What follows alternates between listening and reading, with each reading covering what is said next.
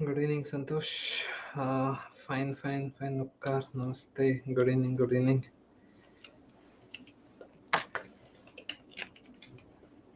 Jangam, yeah, good evening. We'll wait for 2 minutes. We'll start the class at sharp 8:30. Requesting everyone to take at least 3-4 sheets of paper with you and a pen.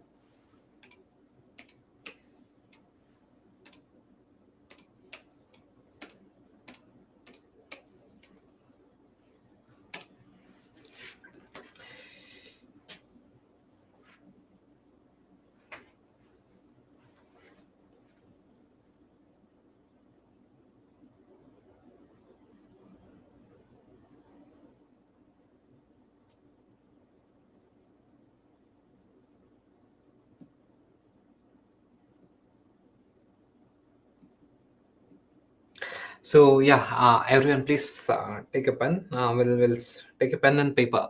So we'll be starting the class.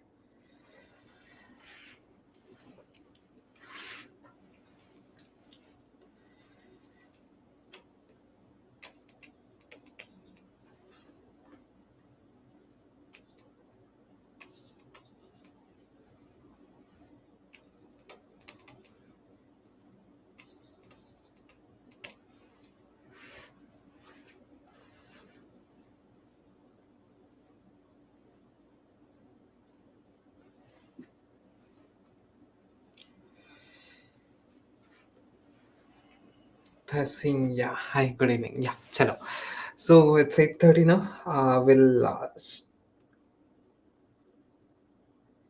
Hi, Sujita. So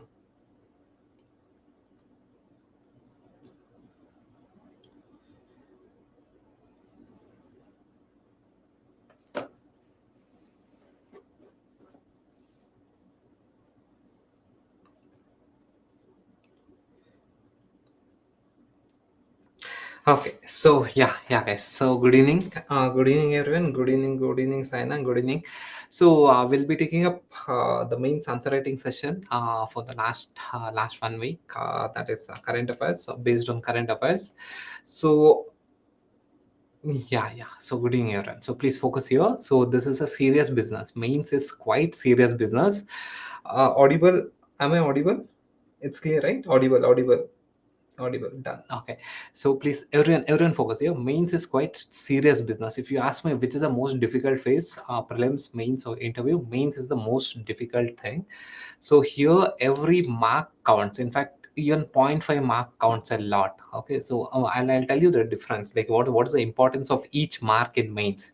So let us consider this year rank list. So this is a rank of 150, rank 156, and this is rank 168. What should be the difference? What do you think is the difference between the rank 156 and the rank 158? The marks. What is the difference in the marks between rank 156 and 158? Sorry, 168. So how many ranks are there? So there are 12 ranks in between. So 12 ranks. What should be the difference? So the difference is 1 mark. So 1 mark is the difference. Getting it? So rank 156 has got 986. Rank 168 has got 985 marks. So one rank, 1 marks is equivalent to 12 ranks. Now come to rank 270, 271 and 292. This year, we're talking about this year. So what should be the difference between rank 271 and 292? What should be the difference on an average? What do you think is the difference? It's 1 mark. It's 1 mark. So rank 271 has got 972 marks, and rank 292 has got 971 marks. So how many what's the difference? What's the rank? So it's almost 21. So 21 ranks are there. In 1 mark, there are 21 ranks are there.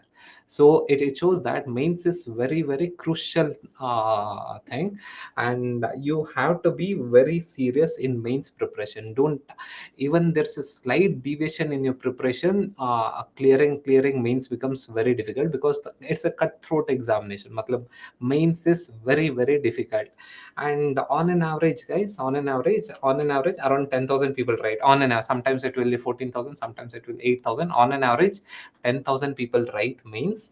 Of this 10,000 people, easily somewhere around 1,000 to 1,500 people will already be a rank holder.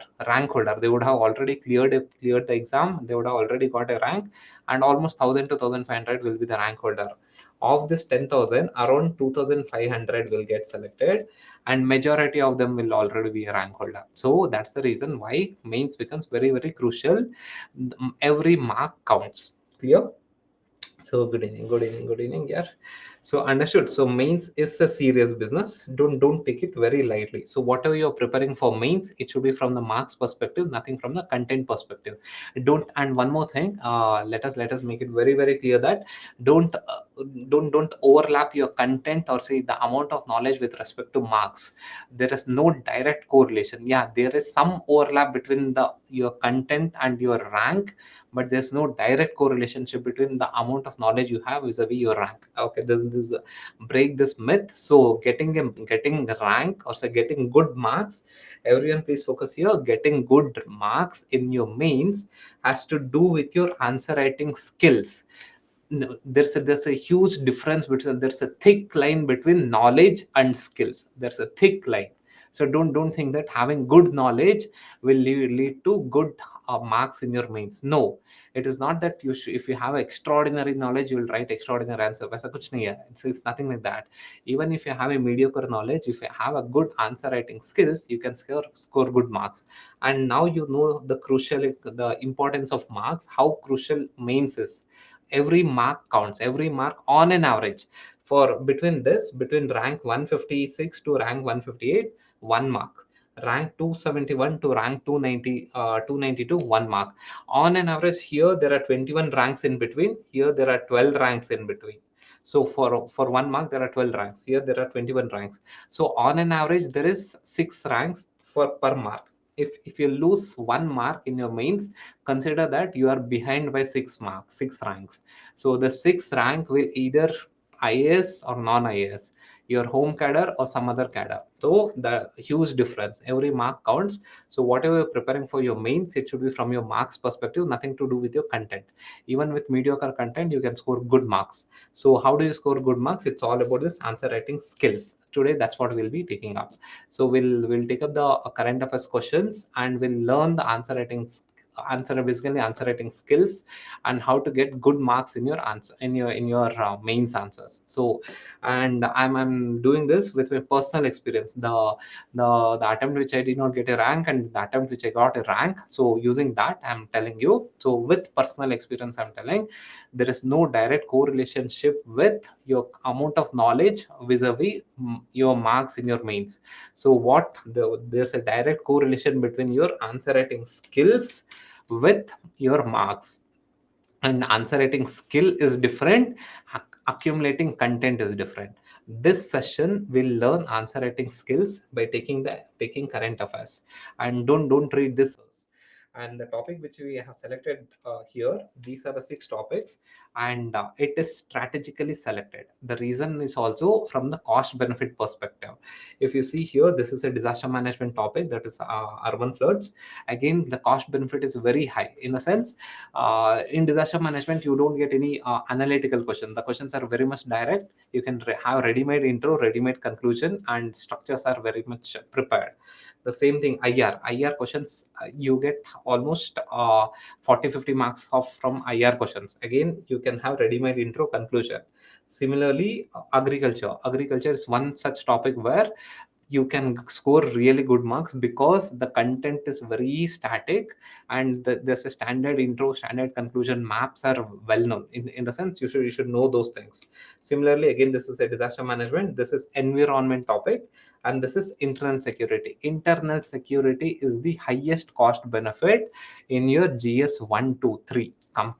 If you compare all the subjects in GS 1 2 3, internal security is the highest cost benefit. Why highest cost benefit? You get almost 50 marks every year 50 marks out of 250 marks. You get 50 marks almost every year, and these 50 marks, the questions are very very direct, and most of the questions are repetitive. As a reason, internal security is highly scoring. Again, when I tell it's highly scoring, provided that you should know what should be the structure for an internal security answer, what should be the introduction, what should be the conclusion, what should be there, and what kind of maps you can draw. All these things should be ready made. And if you think that, again please focus here, if you think that I am going to generate my own introduction and my own conclusion in the exam hall, while sitting in the exam hall I'll generate, you cannot complete the paper. Very simple, you cannot complete the paper. If you don't complete the paper, you are out of the race while sitting in the exam hall. Clear? Understood? So if you have to complete the paper, there are some topics where you can have a ready-made intro, ready-made conclusion, the structure is well known, those things we'll focus on. So that is the reason, that's why we have taken these topics. And here what we'll do is we'll take up the current affairs, the news, and what is given in the news, and then we'll take up the question. I have personally written the answer for the question, and what should be the structure, what kind of maps you can draw, and what kind of conclusion you can put in. We'll be discussing in each and everything in that. Okay, clear? If you have any doubt, yeah.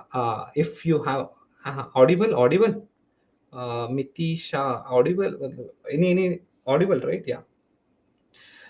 Yeah, audible. Yeah. Okay. Okay, Sapna. Thank you. Thank you, Palak. Yeah. So, one more thing. If you have any doubt, you can put it in the chat box. But however, it is again advisable that go through the recording classes again. Whatever you will be getting a recording classes, because I'll be discussing the structures. You just memorize the structure. That's more than sufficient. Okay. So yeah, we'll be taking up urban floods.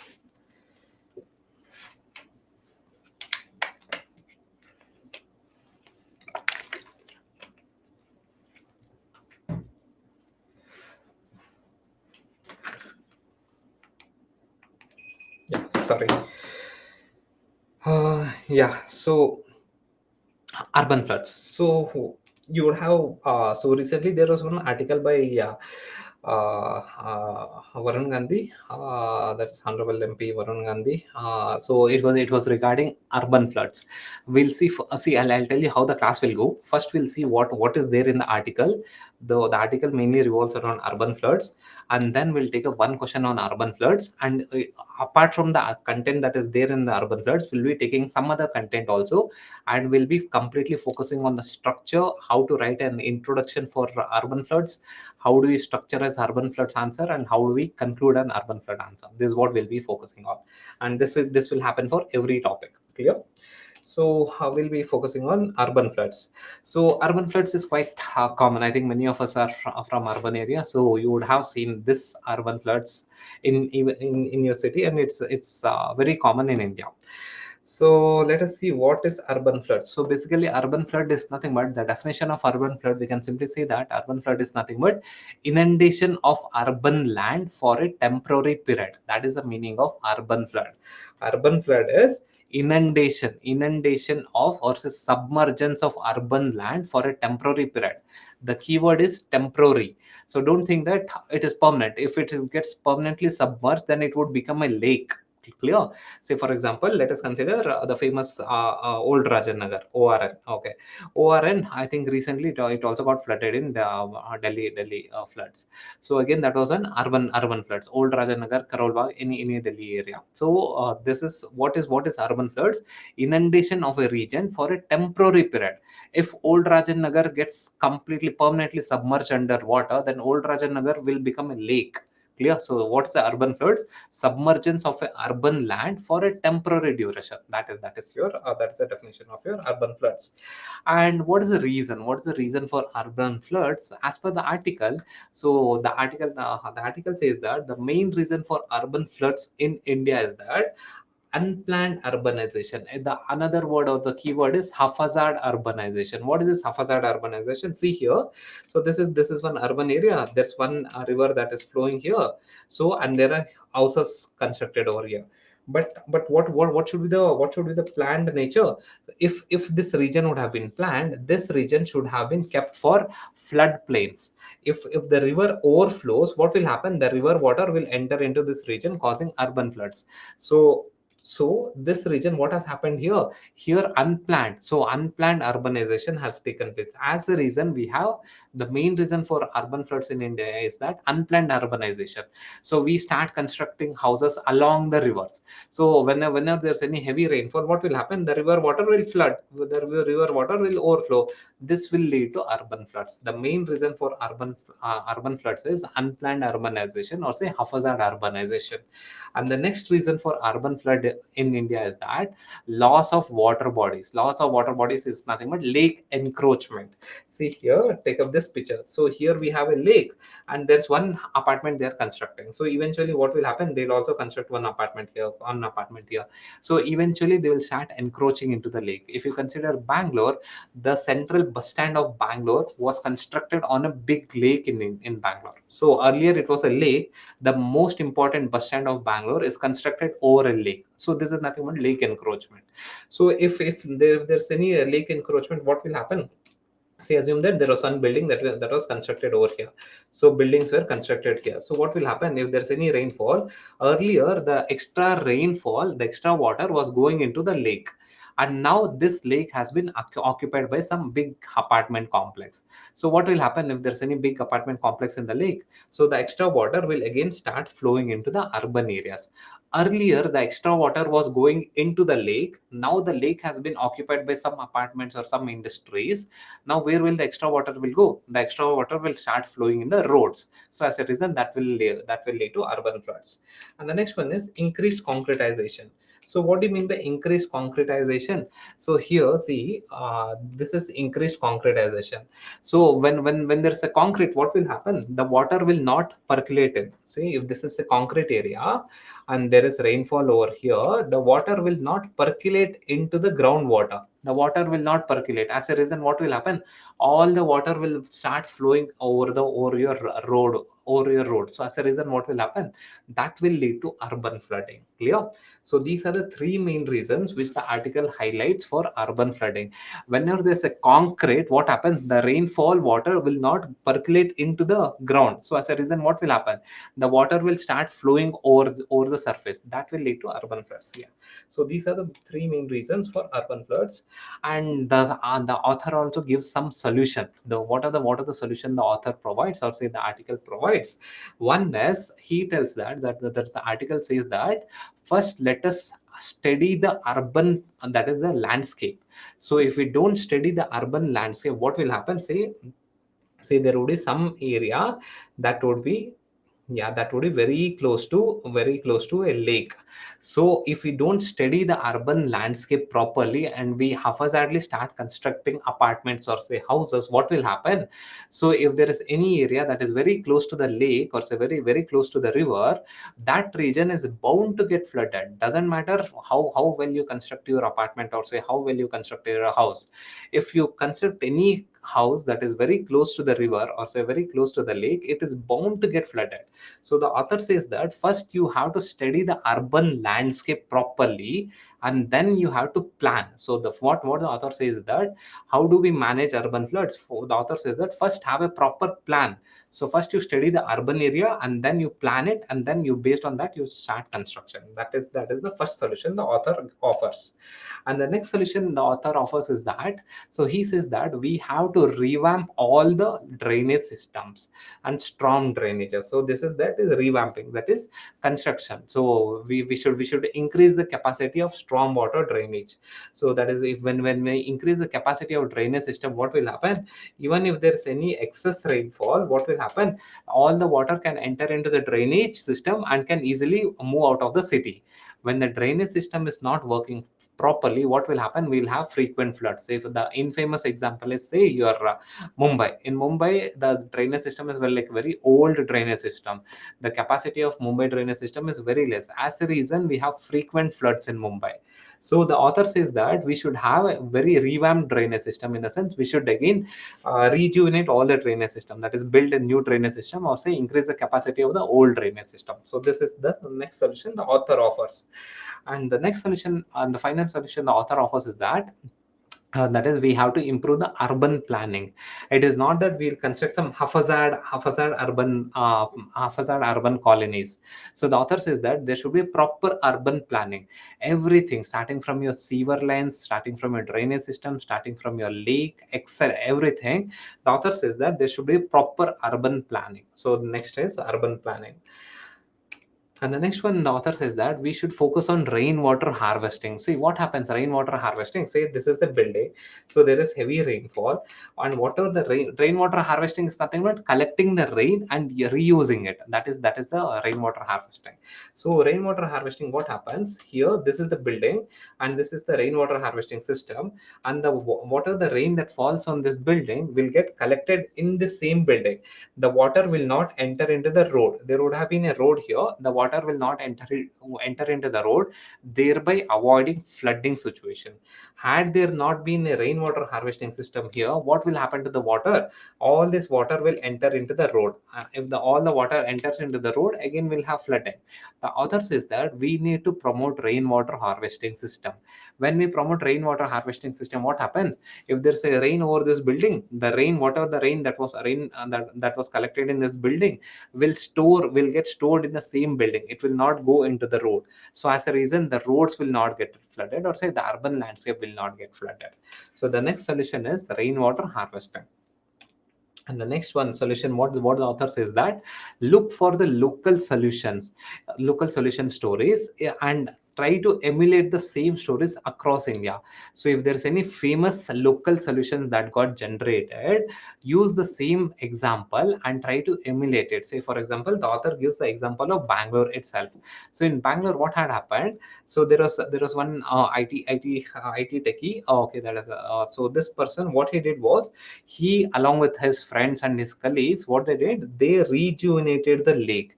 They went and cleaned the lakes in Bangalore. So earlier this was the condition, and then the lake got rejuvenated. In a sense, they cleaned all the lake, that is the all these grasses and along the lake. So as a reason, what happened, the lake's capacity to hold water increased. So when the lake's capacity to hold water increased, what happened?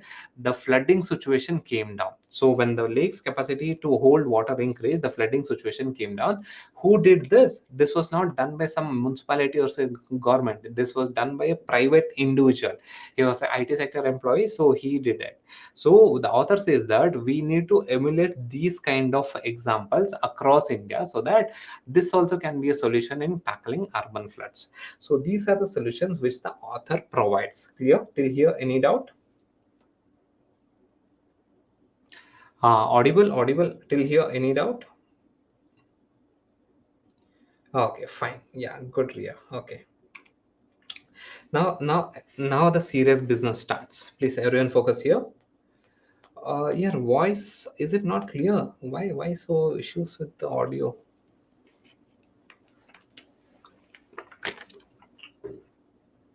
Clear, right? Yeah. Clear. So yeah, now this, everyone, please focus here. Now the serious business starts. So how to write a disaster management answer? So basically, maybe once you get the recorded class, please go through it. This is how you have to write a disaster management answer. Again, I'm reiterating. So don't mainly the first attempt. What's the mistake you guys will do, or in fact, what's the mistake which I did in my first attempt is that unnecessarily focusing on content, thinking that I'll write excellent content. I'll dump a lot of content. I also dumped a lot of content in my mains examination. So what happened? You'll not get marks, because if you try to dump a lot of content in your mains, you'll not be able to complete the paper. And if you dump a lot of content in your paper, you cannot dump a lot of content in a proper structured manner. If you have to focus, if you have to get good marks, the only solution is you have to structure your answer. If your answer is not structured, you will not get good marks. That is very, very clear. So how to write a good disaster management answer? This is the structure. In the introduction, you can start your introduction with either some facts. Say if there's a question on, say, urban floods, you can start your introduction with some facts, or you can start your introduction with some context. So context in the sense, recently there was some major floods in Delhi due to the encroachment of Yamuna floodplains. So some context you can start. or if you don't know the fact, or if you don't know the context, you have to start with your definition. Again, the rationale is the person who is correcting your paper is the HOD, or say the senior professor from a leading university, not from local university, it's from a leading university. HODs will be evaluating. And see, yeah, the game is very very simple. You have to impress the evaluator. So if you have to impress the evaluator, if you write a definition of urban flood saying, if your intro has a definition of urban flood saying that urban flood is the inundation of, or say submergence of urban land for a temporary period, that's a very basic definition. You cannot impress the evaluator. The evaluator, the HOD will be the HOD who will be evaluating, or the senior professor who will be evaluating, his or her experience will be more than our age. So don't think that I can impress an evaluator with using some definition. You cannot impress the evaluator. In fact, you cannot impress me. So where will you impress the evaluator? The only way you can impress the evaluator is you need to throw some facts or throw some context. Only then you'll be impressing the evaluator. See, the game is you'll get good marks if you impress the evaluator. It's not about how much content you write. So you have to impress the evaluator. You can impress the evaluator through good presentation, through good structure, and through some good extraordinary maps. So that's how you can impress the evaluator. If you see the toppers copy, this is the common thing. So it's not that the toppers say take rank one. Yeah, so say best example for the freshers, take last year's Gamini Singla's paper. Last year 2022, 2021 Gamini Singla, rank 2, first attempt rank 2.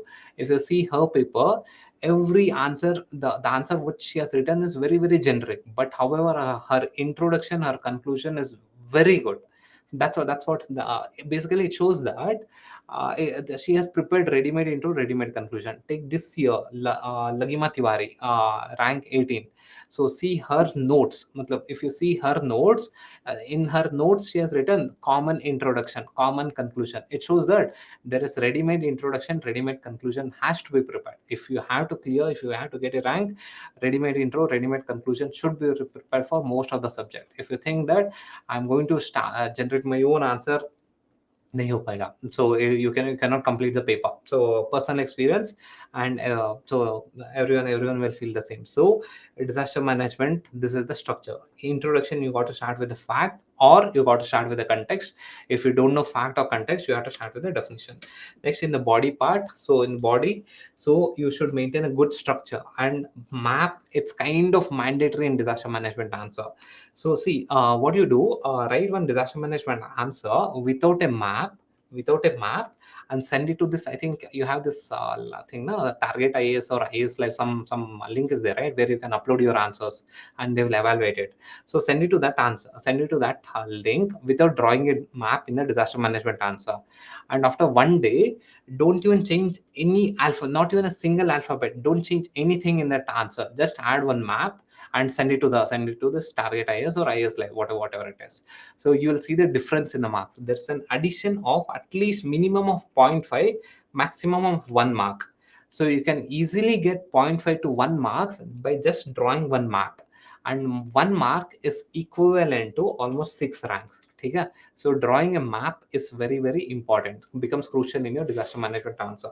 And next one is causes. So causes of urban floods, don't bombard with some random causes.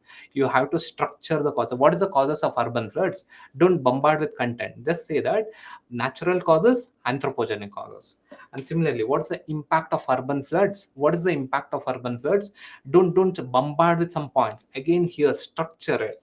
That is, what's the impact on humans, impact on economy, impact on ecology. Clear? And next one is, what is the measures you will be taking? How do you manage urban floods? Or say, how do you manage Bangalore floods or Delhi floods? Don't bombard with points. Again, there's a standard pattern is there: structural measures, non-structural measures. And in the conclusion, your conclusion should see your conclusion mein na, you should don't write some generic conclusion, you'll not fetch marks. So in the conclusion, basically your conclusion should give that feel good factor, so to the evaluator. If you give that feel good factor to the evaluator, he or she is bound to give that extra 0.5 or 1 mark. So that is the thing. So in the conclusion, you need to bring in some disaster management concepts. Say something like this: so by implementing NDMA guidelines, we can achieve sustainable development, inclusive growth in Amrit Kala, or those things you can bring in. Clear? So this should be the general structure of your disaster management answer. So we'll be taking up the question. So be quick. Uh, Pulkit, not quantity plus quality. Yeah, it's a structure. It's all about time management structure. So next comes your quantity. So please focus here. uh, Urban floods. Urban flooding has become a major problem in India in recent years. Discuss the causes and impacts of urban flooding in India, and what are the measures that are taken to. What are the measures? Yeah, what are the measures that are taken, that can be taken to mitigate. Everyone please focus here. Every answer is color coded, in the sense, so every color coded, so different colors will have different dimensions. So this is the first statement: urban flooding has become a major problem in India. This is the statement. See, again, the skill to get a good marks is you should be able to understand the question, and you should be able to decipher the question. So this is the statement: urban flooding has become a major problem in India in the recent years. This is the context. This is the statement they are giving, and the actual question starts here. The yellow one is the actual question. Discuss the causes. This is one dimension. This is the causes and impacts. This is the second dimension of urban floodings. And what are the measures? Clear? So there are three dimensions in this question. One is causes, one is impacts, and one is measures. Urban flooding has become a major problem in India. This is the statement. Clear? So you need not explain a lot on this one, but you have to give some context. And then what are the measures? So understood, right? This was the first thing is you should be able to decipher the question and segregate the question into various dimensions. So this is the first dimension, this is the second dimension, this is the third dimension. Is it clear? Okay, done. So let us consider this one. So, see, this should be a general structure of your answer. So, urban flooding. See here. Urban flooding has become a major problem in India in the recent years. So, this is a statement they have given. So, if they have given a statement, you need to prove this statement. How will you prove this statement? Give some data, or say give some facts. You can say that there was a recent report that is according to IIT Bombay. According to IIT Bombay study, the frequency of urban floods has increased by 200% in the last 3 decades. So what is it saying? The statement, the context of the question there, what is it saying? That urban floods has become a major problem in the recent years. You are proving it. You are proving it by saying that yes, IIT Delhi, sorry, IIT Bombay report has told that in the last 3 decades there's an increase in the urban floods by 200%. You have proved the context. Now let us discuss. And again here, disaster management, you, if it's a disaster management, it's an urban flood, there's a huge opportunity, huge scope to draw one India map. If you draw one India map, you can at least get, say, 0.5 to 1 mark.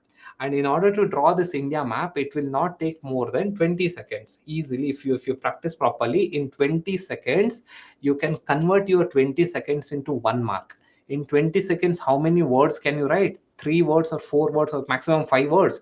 If you just write 5 words, will you get 1 mark? No. In this 20 seconds, if you draw one India map, you'll get 1 mark. 1 mark means 6 ranks. You are ahead by 6 rank. Minimum is 6 rank. So just focus here. So disaster management question, map is mandatory. So you will draw a simple map like this. So within 20 seconds, that is, draw the regions, draw the cities which are highly prone to urban flood. Then come to the question. Say discuss the causes. So this was the first point, right? Causes. What is the causes of urban floods? So don't bombard. See, there will be one student who will be telling causes of urban floods: cyclones, poor drainage system, uh, concretization, say heavy rainfall, tsunami, etc. So this is the answer of one candidate. The another candidate says that what is the causes of urban floods? The candidate writes natural causes: tsunami, cyclone, cloud burst. Anthropogenic causes, that is lake encroachment, example Bangalore. Poor drainage system, example Mumbai. Haphazard urbanization, example Patna. So who will get good marks? Who will impress the evaluator properly. If your answer is not in a proper structure, then you can never impress the evaluator. And see here, as I know, so your paper will get evaluated in say 20-25 minutes. 20 questions will get evaluated in 20-25 minutes. So can you read your own answer of 250 words in 1 minute? If it's say 20-25 minutes, 20 questions on an average 1 minute per question.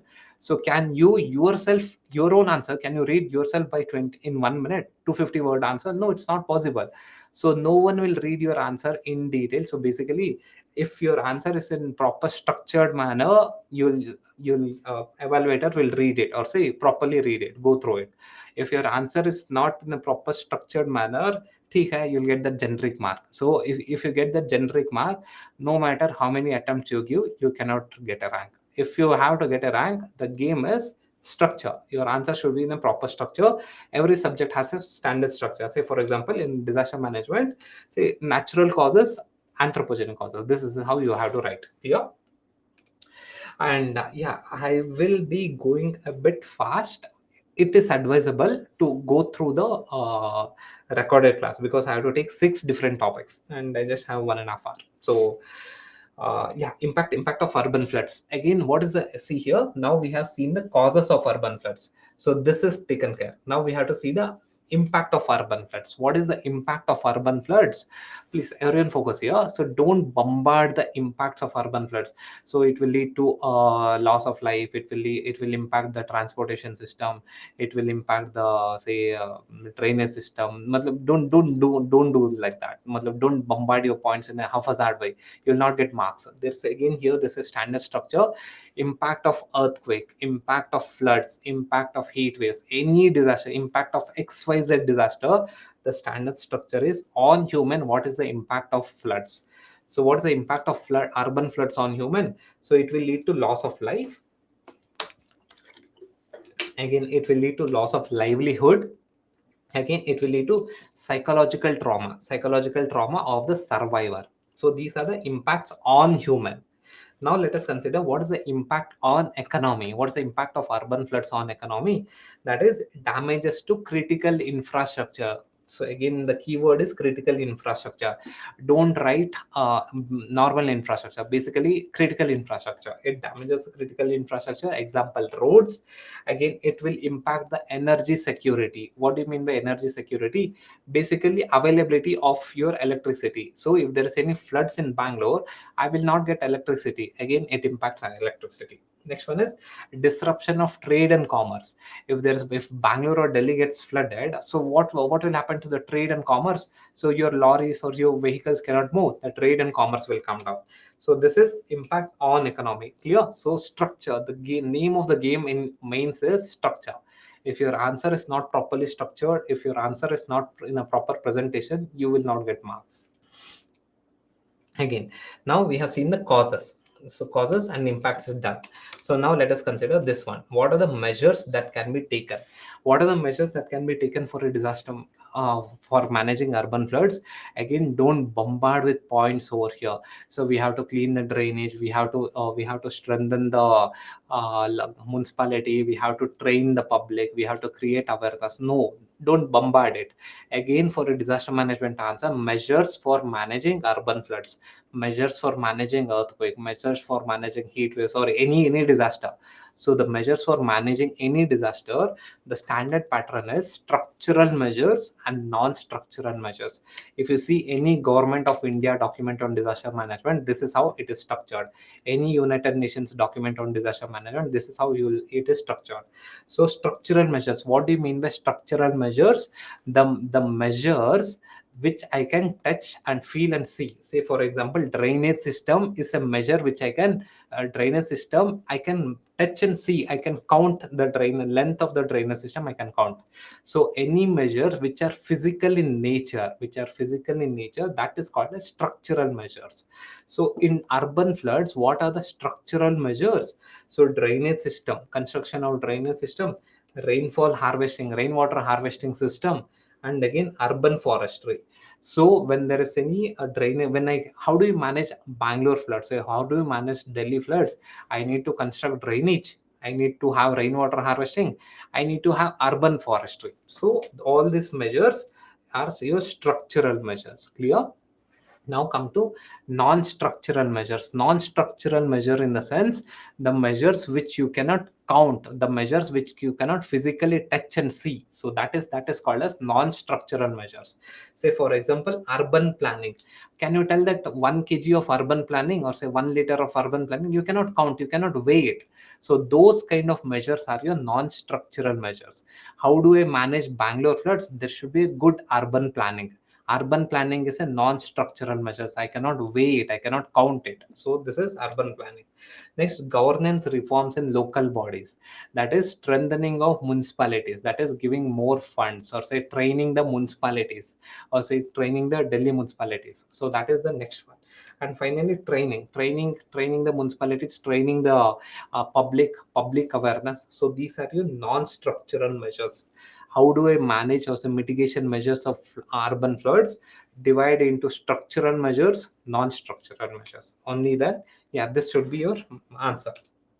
And finally, conclusion is that, so by implementing, so conclusion, see, the game is conclusion, it should give that feel good factor. If you read the conclusion, you should be happy, you should get that feel good factor. So only then the evaluator, when he or she reads the conclusion, he or she will get that feel good factor, and the chances are that he or she might give you that point 0.5 extra mark. That is the thing, that's the agenda of your conclusion. So, by implementing NDMA guidelines on floods and recommendations of on floods and recommendations of UN Habitat Report. So, what is this UN Habitat Report? Whenever you read urbanization, you should write this UN Habitat Report. UN Habitat Report is on urbanization. So, UN Habitat Report has given recommendations on urbanization, urban flooding. So, by implementing NDMA guidelines on floods and recommendations of UN Habitat Report, the Indian urban landscape would bloom with a promising vision that would fulfill the goal of SDG 11. What is SDG 11? SDG 11 is nothing but urbanization, sustainable urbanization. Again, if you read this conclusion, will you get that feel good factor? So, do you get that feel good factor? Of course, as you will get this feel good factor. This was my memorized conclusion. Clear? Clear. Got it. This is how you got to write. मतलब don't bombard your content. Yeah, मतलब I'm seriously telling. So the biggest mistake the first attempters will do is unnecessary, mindlessly running behind the content. And one more thing, what is the reason why the siblings of bureaucrats clear in the first attempt? They'll know that because their siblings, the elder guys, would have suffered unnecessarily running behind the content, and after getting 2 3 tight slaps from UPSC, they will realize that game is not in the content, game is in the structure. You write good structure, the evaluator, it becomes very easy for the evaluator to evaluate, and you will get good marks. Clear? Understood? Yeah. Okay, done. So see, this should be the answer. If the presentation, so this should be the overall answer. It should look something like this. Clear? And one more thing, so this answer, and there's no major difference between 10 mark and 15 mark. 10 mark may for if this is for a 10 mark, for 15 mark, add one extra point in all the dimension. That's it. But the structure remains the same.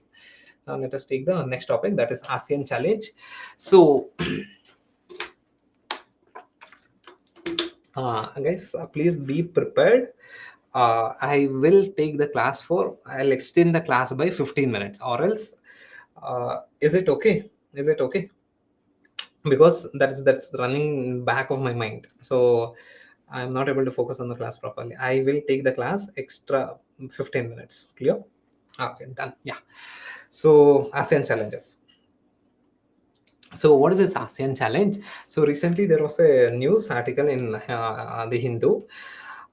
It highlighted about the ASEAN challenges. See, again, the modus operandi of this class is something like this. We'll take up the news article, and we'll discuss what is there in the news article, and then we'll take up the question on ASEAN, and then we'll see how to write one international IR question on ASEAN, or say any other IR question. Clear? So this is your ASEAN for the people who don't know. So ASEAN, this is the region of ASEAN. There are few basic things which you should know. Everyone focus on the board. That is one is this is your ASEAN. ASEAN is something like your SAARC. It is a block.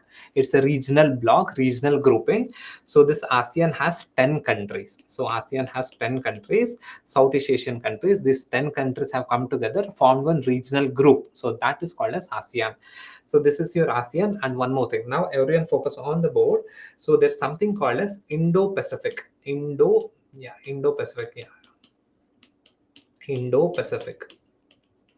So what is this Indo-Pacific? Indo-Pacific is nothing but the regions that are in both Indian Ocean and Pacific Ocean. So it involves your US also. So here, so it involves your US also. So here US, Canada, South America, all these things. Though this entire region is called as Indo-Pacific. Got it? What is Indo-Pacific? The countries that are in the rim countries of Pacific Ocean, the rim countries of your Indian Ocean. That is your Indo-Pacific region. Clear? So this is your Indo-Pacific region. Understood? So this is the basic thing you have to see.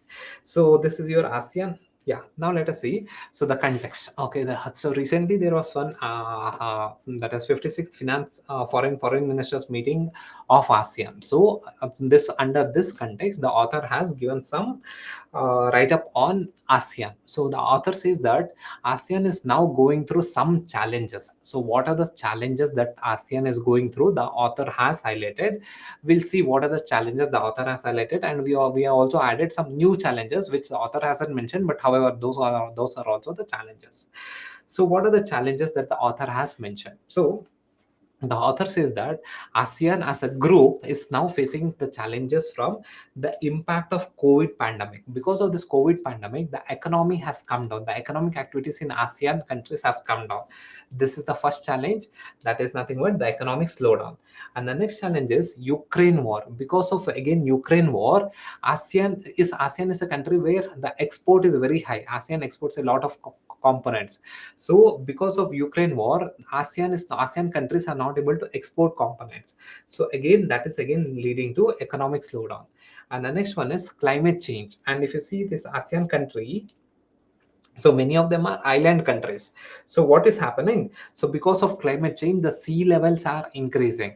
As the sea levels are increasing, it is leading to coastal erosion, heavy coastal erosion and tidal erosion. And because of that, the agricultural land along the coastal area is getting impacted. So the author says that because of again climate change, this is one big challenge for ASEAN countries.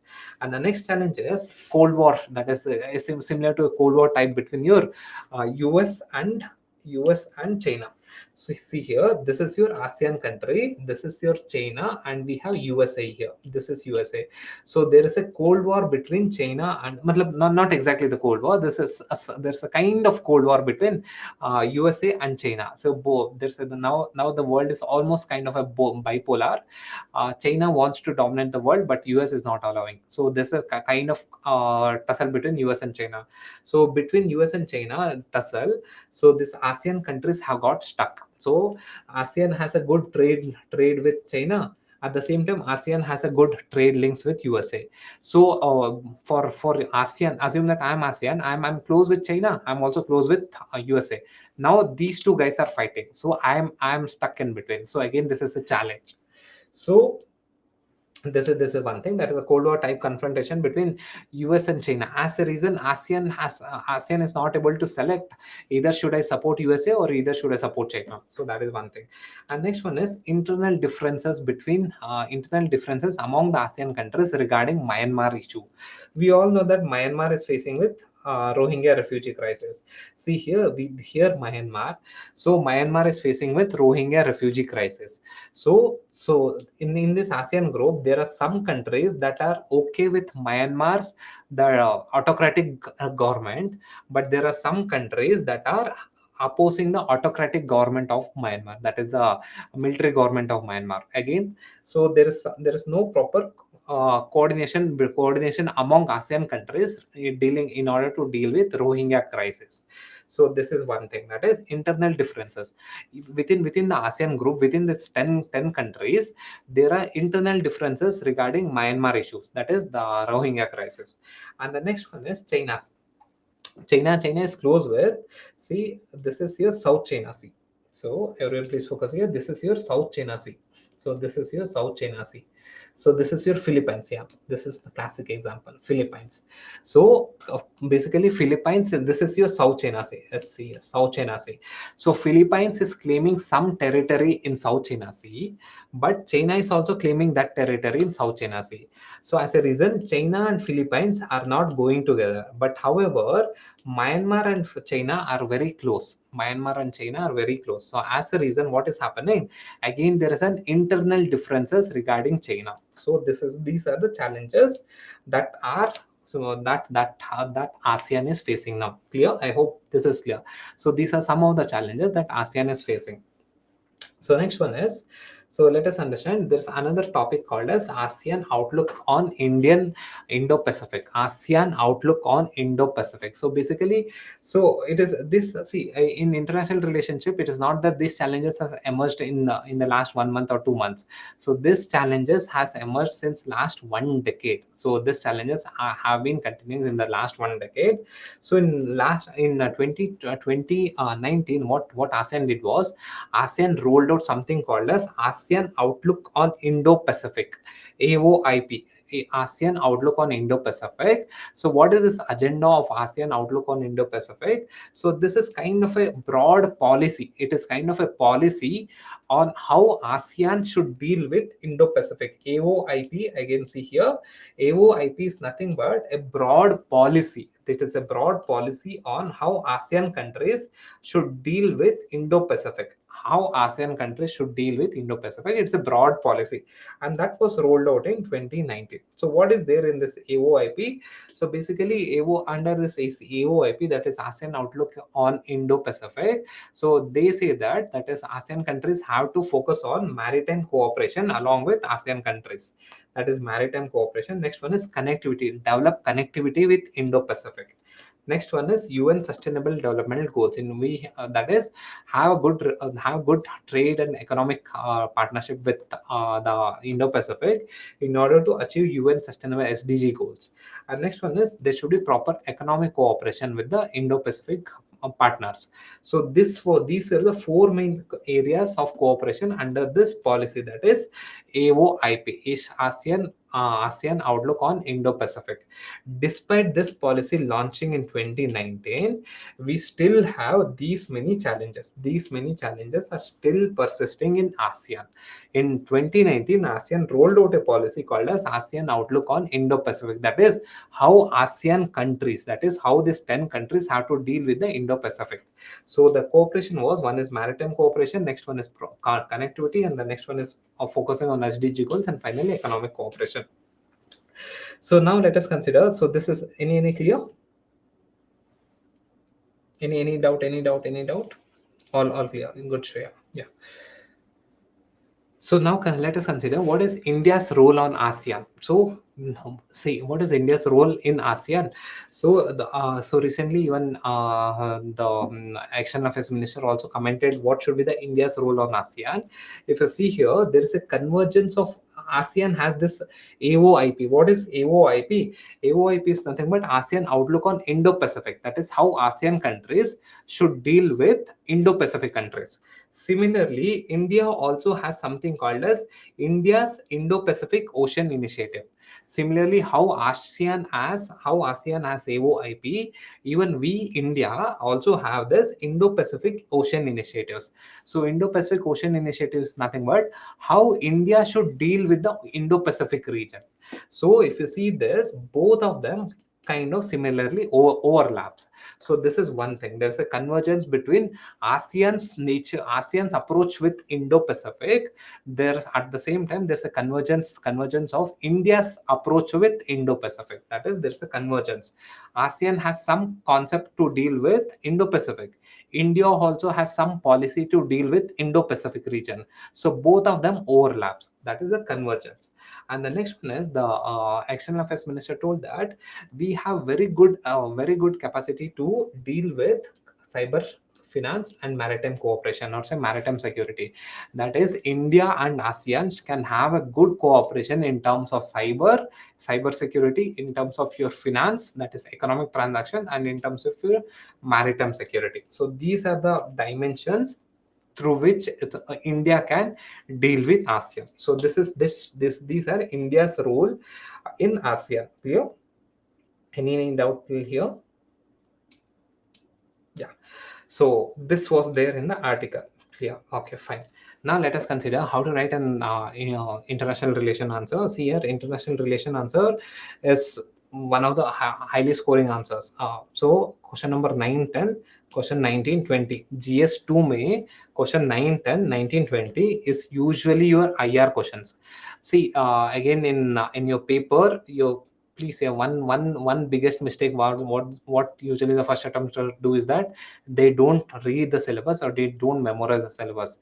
In your GS2, what is the last part of your syllabus? IR. So as a reason, question 9 and 10, 19 and 20 will be your IR question. What is the first topic of your GS? Polity. So question 1, question 11 will be your polity. GS1 may, what is the first question art, first topic of your syllabus? Art and culture. GS1, the first question number 1 will be art and culture, question number 11 will be art and culture. So it's like this, all the questions are mapped with your in this thing only, syllabus. So if you see IR question 9, question 10, question 19, question 20. So this would be 15 mark question. This is 30 marks. This is 10 mark is 9. Question 9 is 10 mark, question 10 is 10 marks, so 20 marks. So on an average, you'll get 50 marks from your IR. Sometimes it will be 40, sometimes the question number 10, 19, 20. Sometimes it will hover somewhere between 40 to 50 marks. So this is one of the highest scoring topic in GS3. IR is one of the highest scoring topic. So as a reason, what happens is the toppers, they initially write this IR questions only. So it's easy also. So questions are very much direct also. So how to write one IR question? So basically, again here, you can, in your introduction, it is better. Usually IR questions are very much current affairs, CA current affairs based.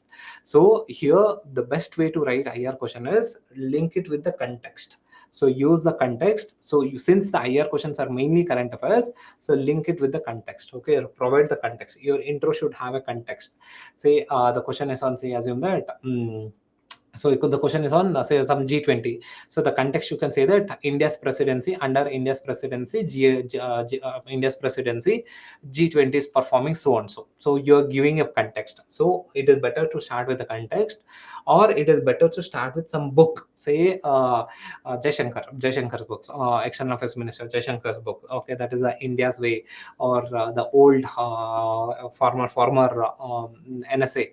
So the choices. So you can use the books, or if you don't know the context, if you don't know the book, generic. There's no alternative. You have to write some generic intro, or say rephrase the question and write the intro. Next one is body.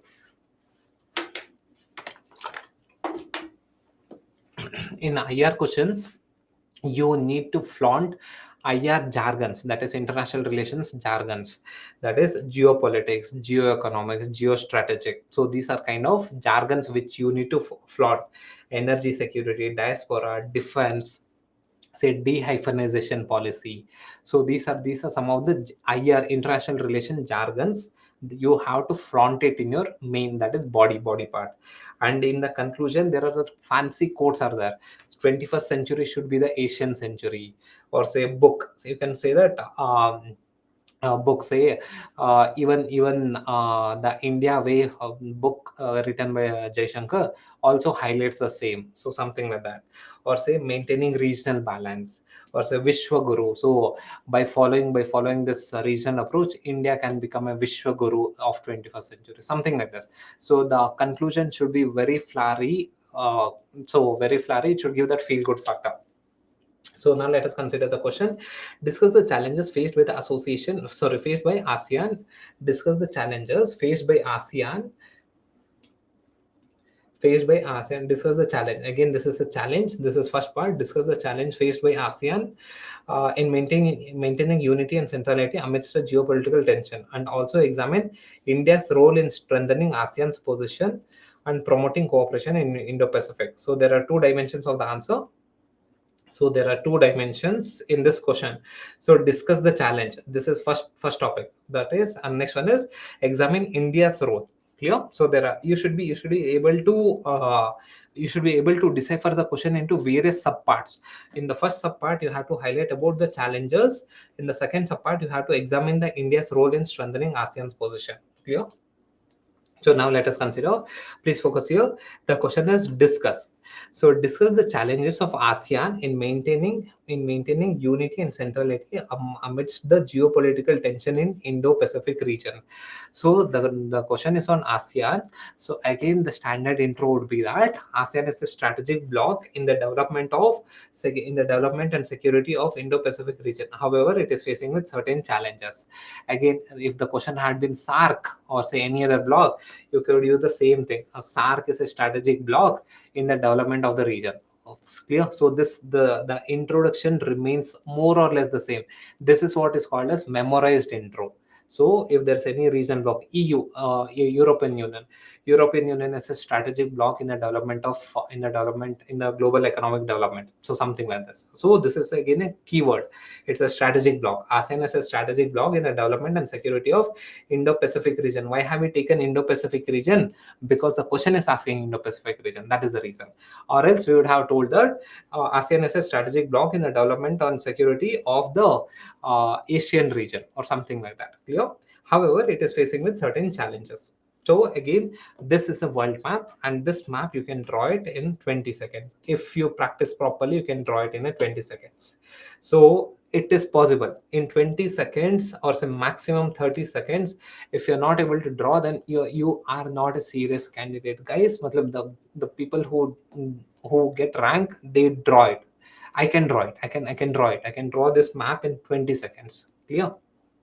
So practice, learn. This is the skill, not memorizing content. That is not required. That will not fetch you marks. These are the skills that will fetch you marks. Clear? So this is the draw this map, and next you have to write the challenges. So what are the challenges faced by ASEAN country? One is regional fragmentation. Again, here I have again used the keyword regional fragmentation. It is a jargon. People who are asking now, what is a jargon? IR ka jargon. What is IR ka jargon? Regional fragmentation. It is a jargon. Regional fragmentation on the issue of China's role in South China Sea. So this is regional fragmentation, because Philippines is opposing China, Vietnam is supporting China. So Myanmar is supporting China. That is regional fragmentation. Bipolar rivalry. Again, this is IR jargons. Bipolar rivalry between USA and China. It is affecting trade and economy of ASEAN countries. Next one is radicalism. Radicalism of Myanmar. Radicalism of Myanmar. Again, Russia-Ukraine war. Again, in this Russia-Ukraine war, what happened recently? There was a voting that is on Russia-Ukraine war. Vietnam and Laos, they abstained from condemning Russia, whereas all other 8 countries of ASEAN, they condemned Russia. But Vietnam and Laos, they did not condemn Russia. So again, these are the challenges for ASEAN. Clear? And the next one is COVID-19. What did COVID-19 do? So these are the main challenges. See, these are the main challenges. Don't write COVID-19 in the beginning. So all the crucial challenges, write it in the beginning, and the trivial challenges are say very common challenges. That is COVID-19. COVID-19 was also a challenge for European Union. COVID-19 is also a challenge for ASEAN. So this is not the main challenge. So the main challenge is regional fragmentation, bipolar rivalry, radicalism in Myanmar. So those are the main challenges. And the next one is COVID-19, and the final one is your climate change. So these are the challenges for ASEAN. And next one is, we'll come to the next topic, that is also examine India's role. Examine India's role in examine India's role in strengthening ASEAN. So what is India's role? India's role in strengthening ASEAN. Please see here. Subheading. See how to write a subheading. Subheading should be taken directly from the question. Whatever the question has been asked, use the same words in the subheading. Only then the evaluator will get a psychological feeling that banda has answered all the dimensions. If you use some other different words, you will the it will be a bit difficult. The evaluator should see, have you answered the question. If you use the same words that is there in the question as a subheading, it will be very easy for the evaluator to know that that is banda or bandi has answered all the question, all the dimension. Clear? So again, what is the India's role in strengthening ASEAN? Economic engagement. We can have good economic engagement with ASEAN. Next one is maritime security cooperation. Since in Indian Ocean we are the supreme, we are kind of the supreme player in security, providing security, maritime security. There could be a maritime security cooperation. Cultural cooperation, Buddhism, Islam. So these are like cultural cooperation. Hinduism is famous in your Indonesia. That is cultural cooperation. Next, building secure cyberspace and partnership with China plus one policy. So these are the dimensions through which India can play an important role in ASEAN. That is, we have examined the dimension. Clear? See, China plus one strategy again. So recently, post COVID, what is happening is that companies are following China plus one strategy. Samsung wants to have one center in China.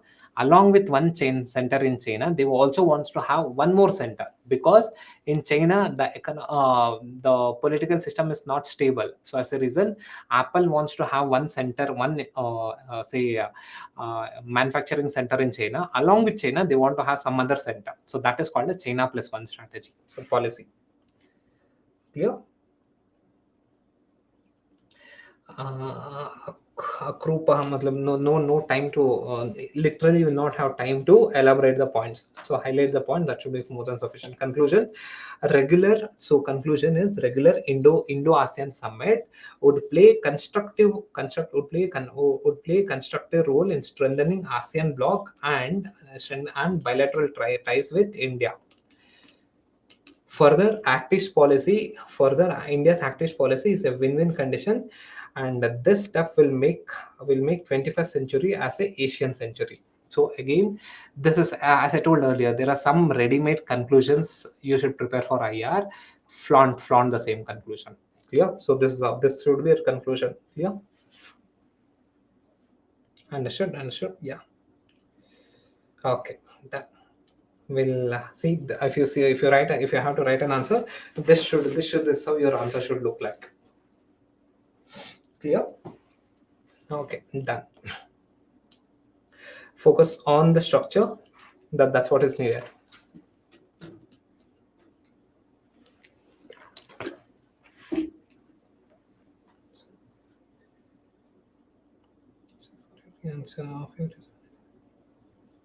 Dhanya, matlab that's what you can do here. Basically, please refer to toppers copies. If you're not seeing toppers copy, you are doing the big mistake. So don't. Basically, you'll not see here.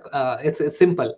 If I ask you to draw the image of Lord Ganesha, what will you do? Matlab, what is the best way to draw the image of Lord Ganesha? You will go to a zoo, see an elephant, and draw the image, or you'll take a printout of Lord Ganesha's photo and draw it. Which is the best approach? If you got to become a topper, don't blindly keep writing answer. Take a topper's copy and see how the topper has written. Write in the same way. That's it. What is so exactly, Saurabh? Exactly. That's what I'm gonna take the topper's copy and write it. I'm seriously telling, the reason why I got a rank is I directly copied from Anudeep sir's answers. So Anudeep sir, 2017 batch, rank one. So I used his copy. If you see, my answer writing structure is exactly the same as Anudeep sir's answer writing structure. If you take last year, Shruti Sharma's answer, if you take her answer, exactly same. The structure is same as that of Anudeep sir's. It's not that it is not that seeing Shruti Sharma's photo, or say this year Ishita's photo on regular basis will not fetch you mark. see their answer copy, and analyze how are they getting marks, or say why are they getting marks. If you analyze, say, 3 or 4 toppers copies, you will get to know that the common element among this topper copy is structure, presentation. That's it. Structure and presentation. Content is very, very mediocre. Today you take up Garima, Gamini Singla, matlab, last year, yeah, Gamini Singla, rank 2 last year. If you take up her answer today and read it, you will understand each and everything. Over 90% of our answer you will understand. So it shows that, basically it shows that you need not have some extraordinary content. Yeah, matlab, you should know how to write an answer. The skill is more important. Okay, so yeah, agricultural technology. Again, there was a question, matlab, yeah, this is agricultural technology, very, very important topic from your GS3 point of view. Every alternate year there's one question on agricultural technology, and the questions are getting repeated also. Yeah. So there was a topic, there was a article in Indian Express regarding the seed technology. We'll focus on that, but no rocket science. Basically, the article did not have any rocket science new things that we didn't know. So let us take this one. What are the challenges? Okay, let us first discuss the article, and then we'll take up an agriculture question. We'll see how to write one agricultural question, the structure, the general structure of agricultural question, and then we'll see the what should be there in the conclusion. Okay? A toppers copy, yeah, every topper has their own Telegram channel. Put Lagima Tiwari in Telegram, she has uploaded her answers. Everyone has uploaded their answers here. Look, yeah, Telegram, you'll in the respective channels you'll get it. So yeah, so what are the article says that Indian agriculture sector, there are certain challenges in the Indian agricultural sector. So what are the challenges? So the demand. So, if you consider the current status, the demand for core cereals, pulses, oilseeds, and vegetables are not completely fulfilled. Our agricultural sector is not able to fulfill the demand, that is Indian domestic demand. That is, if you consider pulses, India is the largest producer of pulsar, but however we are one of the largest importer of pulses. We are the largest producers of pulses in the world, but still we are importing. What does it show? That is, our agricultural sector is not able to fulfill the demand. Similarly, oil seeds, even today we are the one of the largest importer of oil seeds. It shows that our agricultural sector is not able to match our demands. So that is the main challenges that the article highlights. And it says that due to this mismatch in the demand supply, as a reason, so the prices are going high. So as a reason, as the prices are going high, people are not able to afford the agricultural products. So again, since people are not able to afford the good that is food, as a reason, that is leading to undernutrition, or say malnutrition, or say stunting. Understood? So, and see, what is the challenge the article is telling is that in India, there is a huge mismatch between supply and demand. India is one of the largest producers of pulses, but still we are one of the largest importers of pulses. It means that we are not producing enough pulses. India still imports oil seeds. That is, agricultural sector is not able to produce enough oil seeds. So as a reason, the demand is very high compared to the supply. Clear? This is one challenge. Because of this, what is happening is that we are importing pulses, we are importing oil seeds, and we are importing vegetables, etc. So as a reason, what is happening, the cost is going high. As the cost is going high, people are not able to afford it. As a reason, what is happening, people are not able to afford quality food. So as a reason, that is leading to undernourishment, or say malnourishment, or say stunting. So this is the general challenges which the article highlights. So the article says that in order to solve this, the article says that we should have a good seed technology. Yeah, so this is the challenge. In order to solve this, we should have a good seed technology. So what is this good seed technology? That is importance of seed technology. So that is, the article says that if we have a good seed technology, or set the seeds which are of high quality, that will lead to increase in the productivity. That is, the overall productivity of the crops will increase. Say for example, earlier in the traditional seeds, we were getting 100 kg yield. Now if we use high technology seeds, we will get, say, 500 kg yield. 500 kg yield. hypothetical example, earlier with the traditional rice, that is the paddy seeds, we could get 100 kg of paddy. Now if we use technology, that is a new technology seeds, we will be getting 500 kgs of paddy. So what will happen when the agricultural productivity increases, then overall the cost will also come down. If the cost comes down, it will be affordable for the people. If since it's affordable for the people, again we can solve malnutrition case or say undernourishment case, we can solve stunting case. So this is what the article highlights, that is importance of seed technology. And what are the suggestions that the article highlights, like how do we improve the seed technology? The article says that we need to focus on the new seed technologies, that is not the earlier, that is just a hybrid one. So the article says that we should have a new seed technologies, and for which government should focus or say invest a lot on it. And the government should invest a lot on this new seed technologies. We should not just rely on the old some hybrid seeds which we were focusing in 1970s. So the article says that we should focus on the new seed technologies using genetic engineering, those things. So how do we do it? The article says that we should, that is the government should invest a lot in the new seed technologies. This is what the suggestion that was given by the article, given in the article. Now let us come to the question. So discuss the significance of technology enabled sustainable farming in India to achieve the food and nutrition security while considering the challenges posed in the posed by the climate change. Please focus here. So here, so in the previous questions, the context was given in the first line, and then the question was asked. So here, the question is asked first, and then the context is given. See here, discuss the significance of technology enabled sustainable farming. This is first, that is, this is the first one, first dimension, to achieve the food security in the context of, that is, while considering the challenges posed by climate change, is nothing but in the context of, while considering is nothing but context of challenges posed by the climate change. See here, the biggest issue with usually the first attempters or the people who don't practice answer writing is that they are not able to decipher the question. If you don't decipher the question, what will happen is you will be spending 7 to 10 minutes on that question. You will be writing some bullshit which will not fetch you marks. First take at least 1 minute time to properly decipher. Even if you write less content, totally fine, but address the question. Don't be in a hurry to just write some dump some content. Basically decipher the content, decipher the question, and write what they have been asked.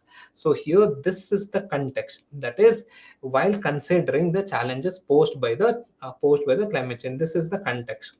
So this is the context, this is the question, discuss the significance, and this is the keyword. This is keyword, discuss is the keyword. Yeah. So let us start.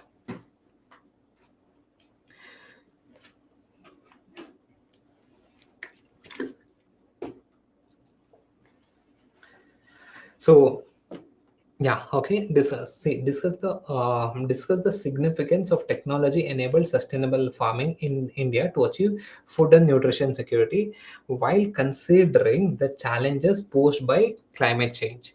So whenever again you will read food security issues in paper 3 and paper 2. So when see here, as I know, so if you have to prepare your mains properly, or so if you plan to get good marks in your mains, you need to index it. Say if there's a question on food security, my intro should start with FAO report. If there's a question on urban or urbanization, my intro should have the elements of UN Habitat report. If there's a question on inclusive growth, my introduction should start with global inclusive index report. So this every part of your syllabus should be indexed with some report. So it is not that in the exam hall I will generate my own points. Nahi ho payega. So if you, I'm not doubting your competency. You are the most intelligent person in the world, but in the exam hall, what happens? You cannot complete the paper. If you don't complete the paper, you are out of the race while sitting in the exam hall. So if that is the condition, you should have a ready-made intro. Acha, if it's a food security, This is my this should be my intro. If it's an RTI, my intro should start with first report of second ERC. So this how you got to prepare your mains answer writing. So again here, technology. So this is they are dealing with food and nutrition, that is food and nutrition security. According to FAO, the state of food and nutrition, state of food security and nutrition 2022, 16% of India are malnourished and 30% of them are stunted. There is stunting. These challenges are further, see, please focus here. These challenges are further will further increase due to climate change impact on agricultural sector. So basically, we have linked this one, that is this topic with this topic. So how have we proved this topic? Using FAO report, and then we have told that these challenges will further increase. These challenges will further increase due to climate change impact on agricultural sector, and you show it here. What is this climate change challenges? Climate change, due to climate change, what all you get? You get floods, you have drought, you have heat waves, pest attack, and all these things are due to climate change. And this climate change will affect farming. As it affects farming, it is going to affect your food and nutrition security. Again, this should be your intro. Clear? If you write this intro, again, you are bound to impress the evaluator. You are quoting some facts, you are linking the fact with the context that is there in the question, and you are also putting one flow chart. Clear? So this is what you have to write. Hmm. And next one is tech enabled. Okay, tech enabled farming for discuss the significance of the tech enabled sustainable farming in India to achieve food and nutrition security. Tech enabled farming for food and nutrition security. Again here, how am I taking the subheading? Please take it from the question itself. If you don't take it from the question, it becomes difficult for the evaluator, for the evaluator to understand. If it becomes difficult for the evaluator, you will not get good marks. If you don't get good marks, next attempt. So seriously, see here, mains it is very difficult. Yeah. If you ask me, even today I'm quite scared for mains. Competition is very difficult, so every point 0.5 marks counts a lot. So 1 mark on an average will either, on an average, six ranks. So now you're not realizing the importance of 1 mark. Once you miss your required services, or once you miss your required state by 1 mark, then you will realize. So yeah. Okay, so tech enabled, okay, farming for food and nutrition security. So again here, HYV seeds.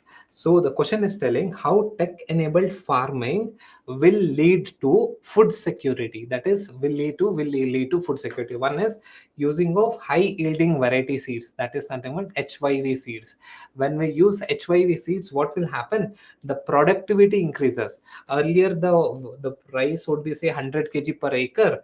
Now we would have 500 kg per acre when we use HYV seeds. So that is HYV seeds. Next is flood resistant seeds. Okay, flood resistant seeds is nothing but we will have flood resistant crops. Say for example, Puja or say Gayatri rice variety. These are the rice varieties or the rice seeds name which are flood resistant. These rice can stay underwater for at least 14 days. So for 14 days they can stay underwater and nothing will happen. The productivity will not come down. And again, if the productivity doesn't come down, what will happen? That will lead to food security. Next is drought resistant seeds. Again, Pusa Basmati 18 is a drought resistant seeds. Even if there is water scarcity, the productivity of this rice will not come down. If the productivity of this rice will not come down, I will have more rice. If I have more rice, I can have what I can have. I can have productivity will be high, nutrition and food security will be there. Next is pest resistant seeds. So these are pest resistant seeds. So again, pest resistant Pusa A4. Pusa A4 is nothing but a ladyfinger. So Pusa ladyfinger vegetable. So this is Pusa A4. This is a pest resistant. Again, micro irrigation. So using micro irrigation, I can increase the productivity. If I increase the productivity of agriculture, what will happen? That will lead to food and nutritional security. Clear? Yeah, I did not discuss the structure of disaster agriculture answer, right? See, agriculture answer, you should all, whenever you take agriculture answer, please consider in this dimension: pre-harvest, pre-harvest, pre-harvest and post-harvest, post-harvest. So what this all this red one is in the pre-harvest. How technology in farming will help in food security, or say will help in increasing productivity. The simple question is how technology in farming will increase productivity. When I use H5V seeds, high yielding variety, my productivity goes high. That is agricultural productivity goes high. When I use flood resistant, agricultural productivity goes high. When I use drought resistant seeds, agricultural productivity will go high. Pest resistant, agricultural productivity will go high. Again, micro irrigation, again the productivity will go high. All these things are pre-harvest, before harvesting. Now let us see post harvesting. How post harvesting mechanisms, how technology in post harvesting will ensure food and nutritional security. Pre harvest we have discussed.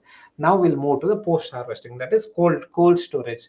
When I have cold storage, my that is vegetables will not get spoiled. If my vegetables will not get spoiled, I can the shelf life of vegetable will increase. So as a reason, what will happen, the prices will come down, and that will ensure food and nutritional security, that is availability will increase. Similarly, solar dryers. So if I have solar dryers, that is post harvest, what will happen, I can remove out the moisture. If I remove out the moisture, the shelf life of the vegetables or say any crops will increase. That will increase the availability. Next one is vacuum packing. Again, food processing. These are post-harvest measures. These post-harvest measures will increase the shelf life of the agricultural produce, and thereby ensuring the availability of agricultural produce. If I have more food, more vegetables, or say more food grains, what will happen? The prices will come down. If the prices will come down, everyone can afford it. If everyone can afford it, we can address this nutritional and food security. Clear? And again in the conclusion, then you have to write that the above technologies will increase the agricultural productivity in the period of climate change. However, there are challenges in using these technologies. So what are the challenges in using these technologies? One is affordability issues. So we have these technologies.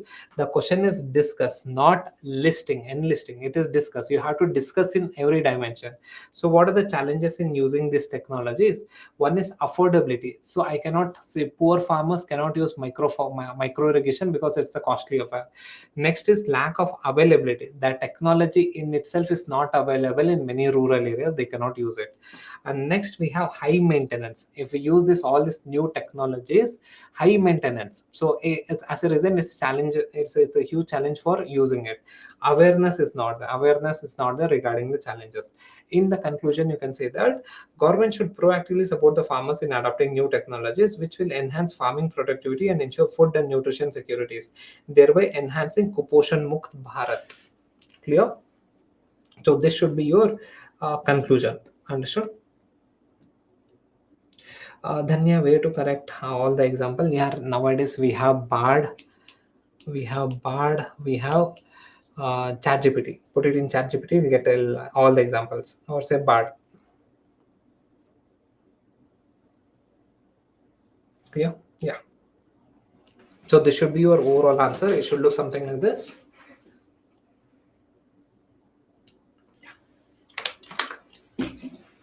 Again, disaster risk reduction. So disaster risk reduction. So this is the topic, disaster management.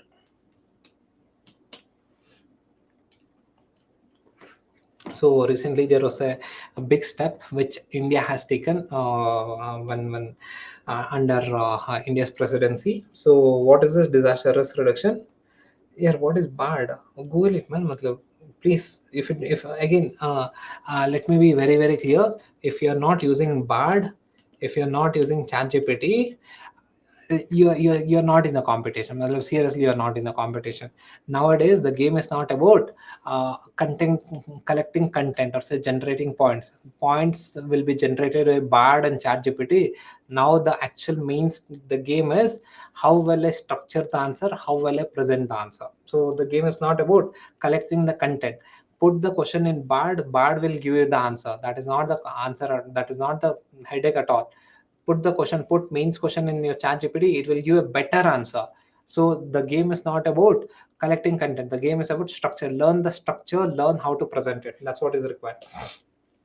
So basic, okay. So in order to understand this topic, first we should know what is this disaster risk reduction. So disaster risk reduction is nothing but, see, decipher the word disaster risk, reducing the disaster risk, that is called as disaster risk reduction. Disaster risk reduction means reducing the disaster risk. That is the meaning of disaster risk reduction. Say for example, in this building, so in this room, so if we have to see disaster risk reduction, DRR is nothing but hazard into vulnerability divided by capacity. So this is the standard definition of disaster risk reduction. So we'll be taking up what is disaster risk reduction later on. But in the basic idea of disaster risk reduction is reducing the disaster in a place. That is the disaster risk reduction. Now let us see the context. So the context is, so India is the president of G20. So what India did was, India started a new working group on disaster risk reduction in G20. See, everyone focus here. That is, the context is, India has started the first ever disaster risk reduction working group, disaster risk reduction. So what is disaster risk reduction? Disaster risk reduction is nothing but, so basically reducing the risk, taking efforts to reduce the disaster risk, that is called as disaster risk reduction. DRR, it is famously known as DRR. You know what is RBI? What is RBI? I think everyone will know what is RBI. Similarly, in disaster management, if you have read disaster management, you can simply write DRR. DRR is a famous concept, disaster risk reduction. Similarly, how famous is RBI? DRR. If you write DRR, people will know what is this. DRR is disaster risk reduction. Again, government, that is India, has started a working group of DRR on in G20. That is, the first G20 disaster risk reduction working group was started by India recently. What is the agenda? What is the agenda of this DRR? That is G20's DRR working group. They have mainly three agendas. What is this? Expanding the disaster early warning system, that is promoting the early warning system in disaster risk, for disaster risk reduction. Next one is enhancing the resilience for infrastructure. What is disaster risk reduction? What is disaster risk reduction? Any efforts taken to reduce the disaster, that is called as disaster risk reduction. India has now started one G20 disaster risk reduction working group. In the sense, there is one dedicated members of G20 who will be focusing on how do we reduce the disasters in the G20 country. So what is the agenda of this working group? They have three agendas. What is this three agenda? One is expanding the early warning system. That is, we should have a lot of early warning system, like tsunami early warning system, landslide early warning system, cyclone early warning system, like that. So we have to expand it. Next one is enhancing the resilience of infrastructures. Say all the buildings should be earthquake resilient, all the buildings should be made flood resilient. So that is enhancing the resilience of infrastructure. Next one is developing new approaches to financing disaster risk reduction. So the working group will find new ways to finance these kind of structures, or to finance these kind of early warning systems. So these are the three main aims of your that is your G20 disaster risk reduction working group. Clear? And this working group, these agendas are the same as that of your Sendai framework's agenda. Sendai framework is there. There's a standard. This is like global, at the global level. Sendai framework deals with disaster risk reduction. These agendas are nothing but the agendas of your Sendai framework. So this is what was there in the news. And we had, even now, Brazil has said that this working group was started by India, when now India is the president. Now Brazil also has committed that next president of G20 will be Brazil. Brazil also has committed that Brazil will also be following the same approaches. That is, it will also continue the same working group, and they will analyze how do we promote early warning system, how do we promote How do we promote early warning system? How do we expand the resilience of infrastructure? And how do we develop new mechanisms to finance these efforts, that is disaster resilient infrastructures? Clear? So this was given in the article. Now we'll take up the question. Disaster due to climate change are posing significant challenges globally and affecting both lives and economics. In this context, analyze the role of disaster. Yeah, analyze the role of once again. Yeah, so, disaster due to climate change are posing significant challenges globally, affecting the lives of both lives and economies. In this context, analyze the role of disaster risk reduction measures in addressing the disaster risk and reducing losses. Please, everyone, focus here. The white colored font is a context. This is a statement they have given. That is not the question. The question is analyze the role of disaster risk reduction measures. So you have to analyze how this disaster risk reduction measures will address the disasters and reducing losses. Clear? So there are certain disaster risk reduction measures. What are the disaster risk reduction measures? Construction of strong buildings, say flood resistant buildings, planning in such a way that we are not close to floods. So these are your disaster risk reduction measures. So the question is asking how this disaster risk reduction measures will address the disasters and reduce losses. That is the question. So before asking this question, they have given a context. What is this context? Disasters due to climate change are posing significant challenges globally, affecting both lives and economies. So this is the context. Now if you have to answer in your introduction, you have to give some facts to prove this context right, and next start the answering the question. Clear? So so if you see here context, okay, disaster due to climate change are posing significant challenges globally, affecting both lives and economy. So they are telling that the context is saying that disaster due to climate change is creating some problems. So in the introduction you should give some context, saying that the recent heat waves in Europe is directly linked with the climate change, which has created huge economic challenges, and say it has also impacted lives. So this is the context you can give, or you can also give the context that the recent Australian bushfire or Australian forest fire is directly linked with climate change that has led to the huge destruction of your tribal landscape and your animals. So again, this is the context should be current affairs based, because the question they are asking is current affairs based. You should also give some context. Clear? And then yeah, Suchita, right.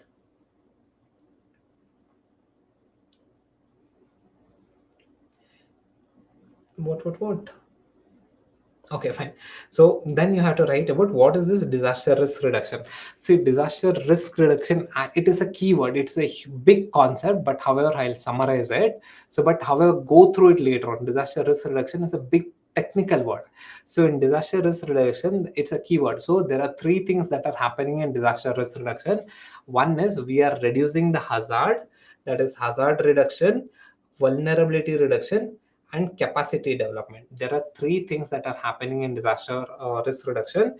It's a big, if we have to take disaster management, in order to explain DRR, we take 2.5 hours. So one class is dedicated for disaster risk. It's a big concept, so please go through it. So because it has three elements in it, that is disaster risk reduction has three elements. We have to reduce the hazard, we have to reduce the vulnerability, we have to reduce the capacity. If I have to summarize it, say for example, if we take this room, so disaster risk reduction is, let us take fire as an example. Is fire a disaster? Fire in this room, is it a disaster? Yes. So disaster risk reduction means reducing the fire disaster in this room. That is the disaster risk reduction. So how do I reduce the fire in this room, that is fire disaster in this room?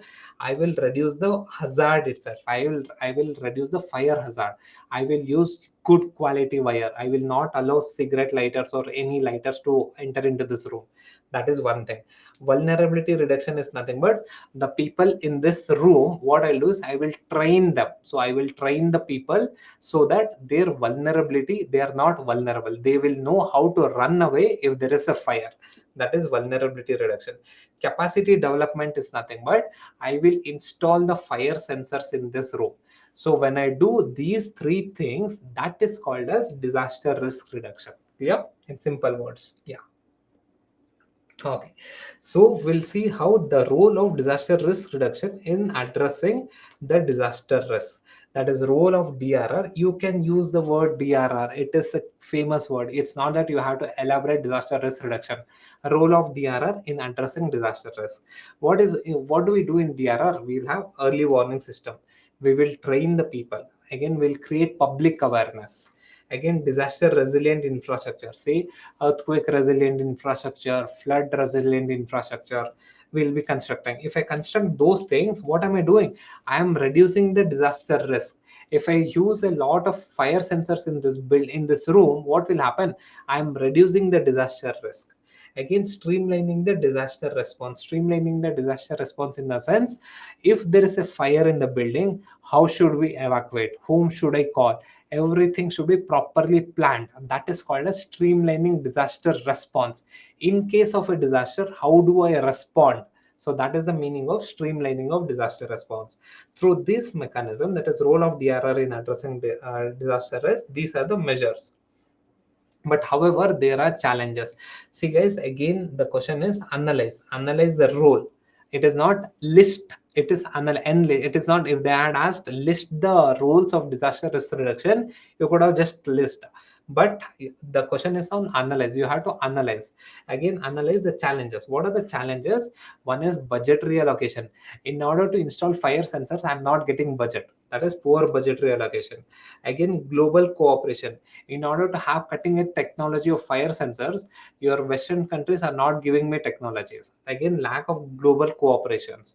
And finally, lack of technologies. That is earthquake. Say for example, we don't have adequate technology for early warning system of earthquake. So these are some of the challenges of disaster risk reduction measures.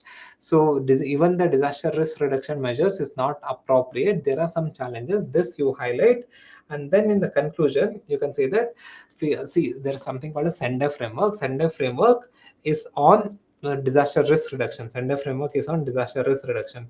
In the conclusion, you can say that by focusing on the four priority areas of Sender framework, we can work on the disaster risk reduction mechanism, which will build a disaster resilient world. Something like this, some futuristic conclusions, or the conclusion should give some feel good factors. Again, these are the keywords which you should be using in your conclusion. Clear? Done? Yeah.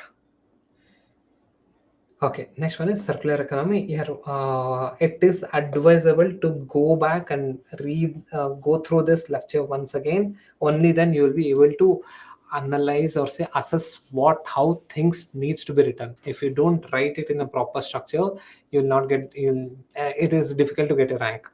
Okay, so now let us consider circular economy. So solution for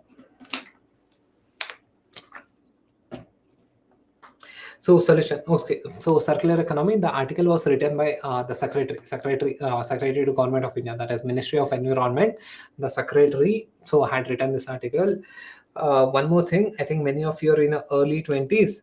So in your early 20s, don't make the mistake of unnecessarily running behind the content. So you will not realize this one. So once you give 2 3 attempts, and then you will realize the game is in the structure. So if you are in your early 20s, you are encash that one, matlab capitalize being in early 20s. If you are in the early 20s, it is easy to become secretary. You can easily become secretary to Government of India, because you'll have say 35, almost 35 plus years of services. So it becomes very easy to achieve to that level. So this article was written by the secretary to MOEFCC, Ministry of Environment. So let us see what madam has written. So circular economy. So circular economy, she says that the secretary says that the solution for triple planetary challenges. That is, what are the triple planetary challenges? Please, everyone, jot it down. Triple planetary challenges is biodiversity losses. The biodiversity loss, that is one challenge. Next one is climate change. So this is your climate change, global warming. And the next one is pollution. The water, soil, air, everything is getting polluted. So these are the triple challenges that India, that is the world, is facing in the 21st century. What are the triple challenges that the world is facing? One is your biodiversity losses, next is your climate change, and the next one is your pollution. Please jot it down in separate sheet, because you'll be using this in order to solve the answer which will be taking clear. So this is your triple secretary, sorry, triple planetary challenges.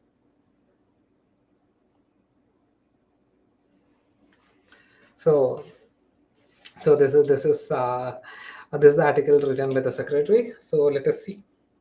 So before taking up what is there in the article, we should analyze. We should learn about the two concepts. One is your circular economy. One is your linear economy. What is circular economy and what is linear economy? Linear. First, we'll understand what is linear economy. Linear economy is nothing but the economy which follows the principle of use and throw concept. Say this. If I use this Bisleri water bottle and throw it, this is nothing but use and throw concept. So I take the resource from the earth. I take the resource from the earth, manufacture this bottle, use it, and throw it away. So take, make, and dispose. This is called as your linear economy. In linear economy, what is happening? So I am unnecessarily using a lot of resources of the earth. Say I take up, say I take up elements from the earth, build this phone, use it, and throw it away. Linear economy. I am not reusing it. There will be some metals that could be reused, but I'm not using it. So this is called as linear economy. Linear economy is nothing but use and throw concept. The economy which follows this use and throw concept is called as linear economy. Take, make, dispose. I take lithium from the earth, make battery, use it, and dispose it. I'm not recycling it, I'm disposing it. This is called as linear economy. And next one is the opposite of it is circular economy. In circular economy, what I do is I take the material from the earth, make the material, make some product, I use it, and I recycle it, or say reuse it, refurbish it. Recycle, or say if I have to write it, make, use, reuse, refurbish, recycle. 3 R's: reuse, refurbish, recycle. So this is called as circular economy. In circular economy, what is happening? I am using the resource efficiently. I have taken lithium, I have taken lead, I have taken, say, silicon from the earth. So I am using this phone. I have made this phone. I am using it. After using it, what I'll do is, rather than buying a new phone, what I'll do is I'll again reuse it. After, say, 5 6 years, I will refurbish it and again use it. Once the life cycle of this phone has completely exhausted, what I'll do is I will recycle it. In recycle, what I'll do, I will take all the lithium separately, I'll take lead separately, and use that lead in manufacturing another phone, use the same silicon in manufacturing another phone. That is called as circular economy. Clear? Okay. Yeah, yeah, it is reduce, recycle, reuse. It can be 4 hour also. There's no standard pattern. There's no standard definition of circular economy. Circular economy is basically reduce, reuse, recycle, refurbish. Many hours can come. There's no standard, but know the philosophy of circular economy. There's no standard definition of circular economy. Know the philosophy of circular economy. In circular economy, what we do is we reuse it. The philosophy is our dependency on earth for raw material should reduce. That is the philosophy of circular economy. Clear? So what do we promote in circular economy? That is, we promote sustainable development, and we try to achieve sustainable developmental goals. So in the sense, if I don't use the earth's raw material over, that is, okay, excessively, what will happen? It will lead to sustainable development. I don't overuse the earth's raw material. If I don't overuse the earth's raw material, that will lead to sustainable development. It will help us in achieving sustainable developmental goals. How do we do it? So how now, what are the efforts that India has taken? Please everyone focus here. What are the efforts that India has taken in achieving circular economy? So one is the secretary says that the article says that India is focusing on circular economy in steel sector. See, steel sector is one of the most polluting sectors in the economy. Basically, what happens in steel sector, there's a lot of mining activities that takes place. So in circular economy, what we do is, in order to make steel, we don't focus on mining activities. Rather, what we do is, we collect the waste steels, or we collect the scrap steels, and we reuse it. So the article, the secretary says that India has done a good job in steel sector, that is focusing on circular economy. Next one is, the article says that India has implemented extended producers responsibility. Extended producer's responsibility, in the sense, this plastic bottle is made by Bisleri. So under extended producer's responsibility, who produced this plastic bottle, or say who produced this phone? This phone was produced by Google. So this Google phone was made by Google. Now it is Google's responsibility to recycle it. Clear? So that is what the article says, that is extended producer's responsibility. So next one is, so India's efforts. One is, India has focused immensely, that is, the steel sector is completely moving towards circular economy.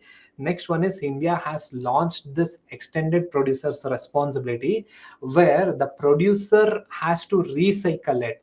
The Bisleri company has to recycle this bottle.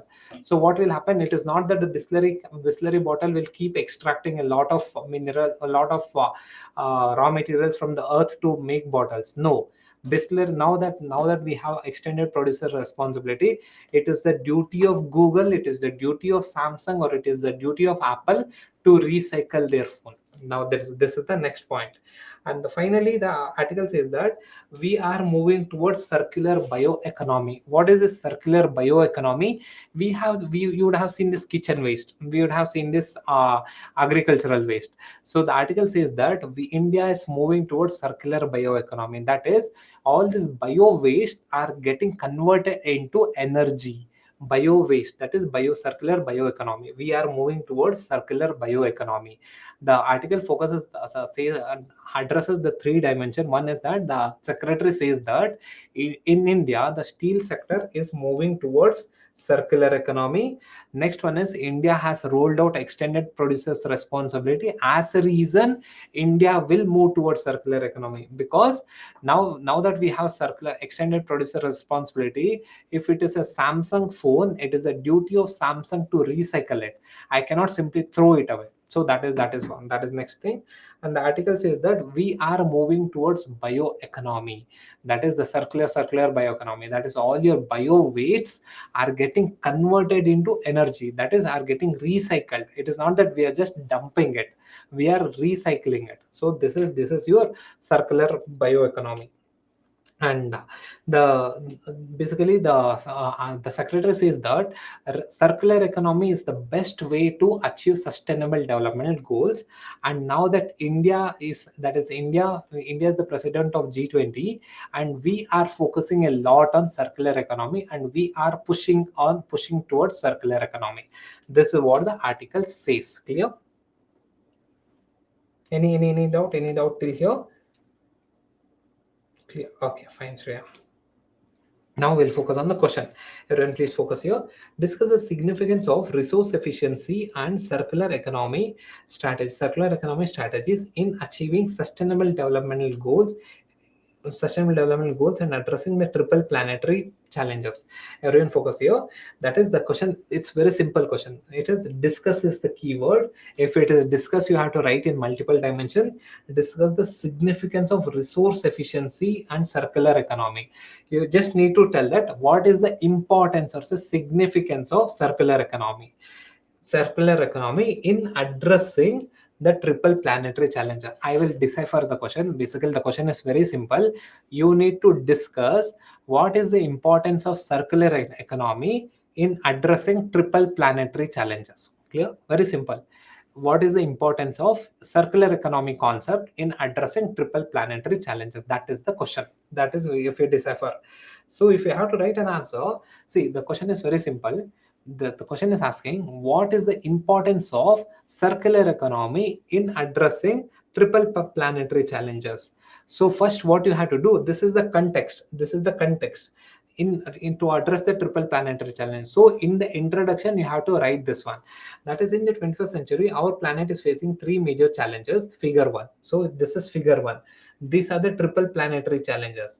One is pollution, climate change, biodiversity losses, and which are the hurdle for developmental needs. Circular economy can be the solution for the hurdles. This we are addressing. Are we addressing this? Clear? Yeah. Resource efficiency overlaps with the circular economy. Yeah. Next one is draw the diagram. Linear economy, take, make, and dispose. Circular economy, make, use, reuse, refurbish, recycle. So this is your circular economy. This should be in your introduction. Next, after this, we have to discuss the significance of resource efficiency and circular economy. What is the significance? That is circular economy addressing the triple planetary challenges. What is the triple planetary challenges? Pollution, biodiversity, climate change. First, let us take pollution prevention. How circular economy helps in preventing pollution? By recycling or reusing, the waste generation would be low, preventing pollution. Simple. When I recycle this phone, what will happen? The lead or say lithium will not pollute the water. So that is the meaning of it. Example, recycling of plastic, less land pollution, avoiding water pollution. So this is how you have to write the example. Clear? Next one is biodiversity. What are the triple? The question is telling how circular economy will address triple planetary challenges. Take the triple planetary challenges and prove it. This is how circular economy will address it. Next, what is the next triple planetary challenges? Next is biodiversity conservation. How circular economy will help in biodiversity conservation? One is circular economy reduces the reliance on new raw material, which avoids mining. So what's happening? Circular economy is nothing but basically I'm recycling this phone. So when I recycle this phone, I need not mine lithium for lithium ion battery. I need not mine lithium ores. In steel sector, when I'm recycling the scrap steels, I need not mine the Bastar forest. So Bastar forest region. So what is happening? So that is nothing but that is leading to biodiversity conservation. That is circular economy in steel sector. Recycle old steel as raw material, conserve biodiversity. We are proving it. Next one is mitigate climate change. So how circular economy will mitigate climate change? By reducing the carbon footprint through recycle or reusing. Say for example, in order to manufacture any goods, say in order to manufacture this phone, there would be some carbon will be emitted, some greenhouse gas would have been emitted. But if in circular economy, what I do, I will not dispose this phone. I will rather reuse it or refurbish it. So if I refurbish this phone, I need not buy a new phone. If I don't buy a new phone, no need of manufacturing another phone. So what will happen? The overall greenhouse gas will come down. So this is how that is we can mitigate the climate change. And the next one is, so however, the question is discussed, it is not list. So you have to give the other dimension also. What are the challenges? However, there are challenges in circular economy. One is solid waste management is very poor in India. So almost 90% of the solid waste are not segregated. That is your electronic goods, your biomedical goods, or say your municipal goods, everything are mixed. As a reason, I cannot recycle it properly. So that is the one issue. Next is lack of policy support. There is no proper policy for segregation of bio waste. There's no proper policy for the recycling. So that is one thing. Next is budgetary allocation, lack of budgetary allocation. See, in order to recycle this phone, I should have good infrastructure to recycle this phone. I'm not getting the budget. Government is not providing the budget. So as a reason, poor budgetary allocation. Next one is poor awareness. There is no proper awareness regarding recycling or say regarding circular economy. So these are the challenges. In the conclusion, you can say that there should be a paradigm shift towards circular economy by all countries to ensure sustainable development and inclusive growth to have a brighter and peaceful 21st century. So This could be your, yeah, Lopita. We can use Singapore model. Yeah, good. So yeah, this should be your conclusion. Clear? So your overall answer should look something like this.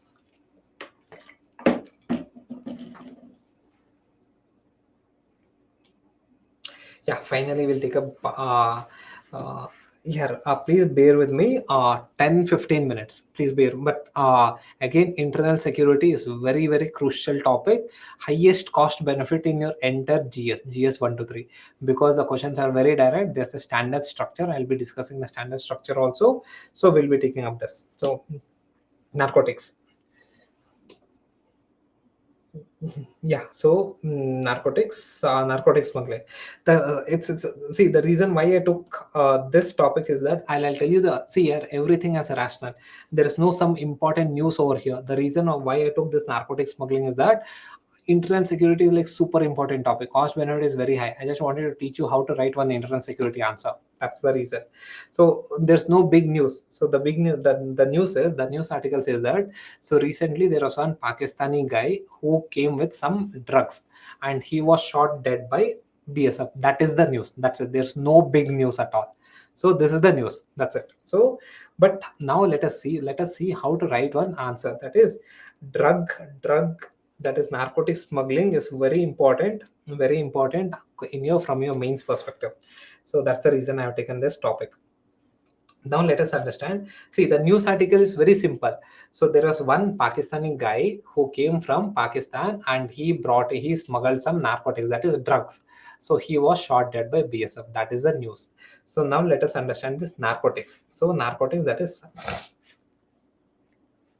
exactly, Bhavya, connected to organized crimes. So this is quite important. Organized crimes in GS 3 topic is important. Now I'll quickly explain what is this narcotic smuggling. So narcotics is your drugs. So how drugs are smuggled in India. So basically there are, this is called as golden crescent. This is called as golden triangle. This is your Iran. This is your Iran, Pakistan, Afghanistan. This is your one belt. That is golden crescent. This is golden triangle. So what is happening is, so from golden crescent the drugs are entering into India. From golden triangle the drugs are entering into India. These are the two paths through which drugs are entering into India. Drugs are smuggled into India. This you should know. That is golden crescent and golden triangle. Now let us see how things comes from, how drugs comes from your golden crescent. This is your golden crescent. How drugs come from golden crescent. It's so basically usually it comes through trucks itself. So in trucks there are the loads, that is the goods from Pakistan, it enters into India. So in those trucks the drugs are smuggled. So usually your cotton and those things, sugar and all enters into India. So again, through the, in the same trucks drugs are imported. And sometimes the drugs also comes through your seaports, that is sea routes. It comes through sea routes. So mainly usually the cross border, usually from the Pakistan, all the drugs enters into India. And next from this side, that is from the golden triangle. Golden triangle is three countries: Myanmar, Laos, Thailand. Okay, this is yeah, this is LMT. It is known as, okay, LMT. So Myanmar, Laos, Myanmar, Thailand. So from here it enters via northeast. Why it enters via? Please everyone focus here. Why it enters via northeast? Because the borders are very porous. We don't have proper border or fencing. The borders are very porous. It is a forest region, hilly region. As a reason, the drugs easily enter into northeast. From northeast it enters into the mainland India. So now let us understand the question. Please everyone focus here. So this is quite important. Examine the reasons. Everyone here, this question gets repeated a lot. Internal security mein na, every year the question gets repeated. So this is one previous year question only. So previous year question instance I have modified in such a way that it covers every aspect of your drug. So examine the reasons for narcotic smuggling in India. That is one thing. So and its impact. This is the second dimension. This is the first dimension. And analyze the measures taken by India. So this is the third dimension. Clear? So take 30 seconds to analyze this. I'll not take more than 5-10 minutes. So please, and this is quite important here. The highest cost benefit is internal security. Examine the reason for narcotic smuggling in India.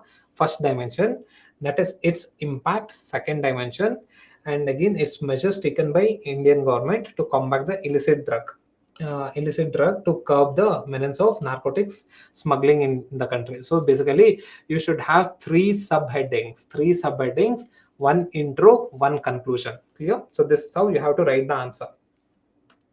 So now let us see. See this again. Internal security is a question where you can draw diagrams, border management, narcotics. So these are places wherever you can draw a diagram. Please draw the diagram. Drawing diagram will not take more than 20 seconds, not more than 20 seconds. But in this 20 seconds, I can convert my 20 seconds into 1 mark. If I get one additional mark, I'm ahead by 6 ranks. That's what you have to consider. So again, here in the introduction, you can say that India is sandwiched between two major drug trafficking routes of the world. This is figure one. Figure one. So this is your golden crescent, golden triangle, making it more vulnerable to narcotic smuggling. Clear? So this can be your basic intro. In the intro itself, you are integrating your diagram also. This is one way of writing good introduction. This is considered to be a good introduction. So next one. So let us see the reasons. That is reasons for narcotic smuggling. So what are the reasons for narcotic smuggling? See, again, you should know this. First, analyze what is the reason from the golden crescent or say golden triangle. This is how you have to understand. One is porous borders along northeast. So as a reason, porous, since the borders are very porous, that is there is no proper fencing. As a reason, easy smuggling.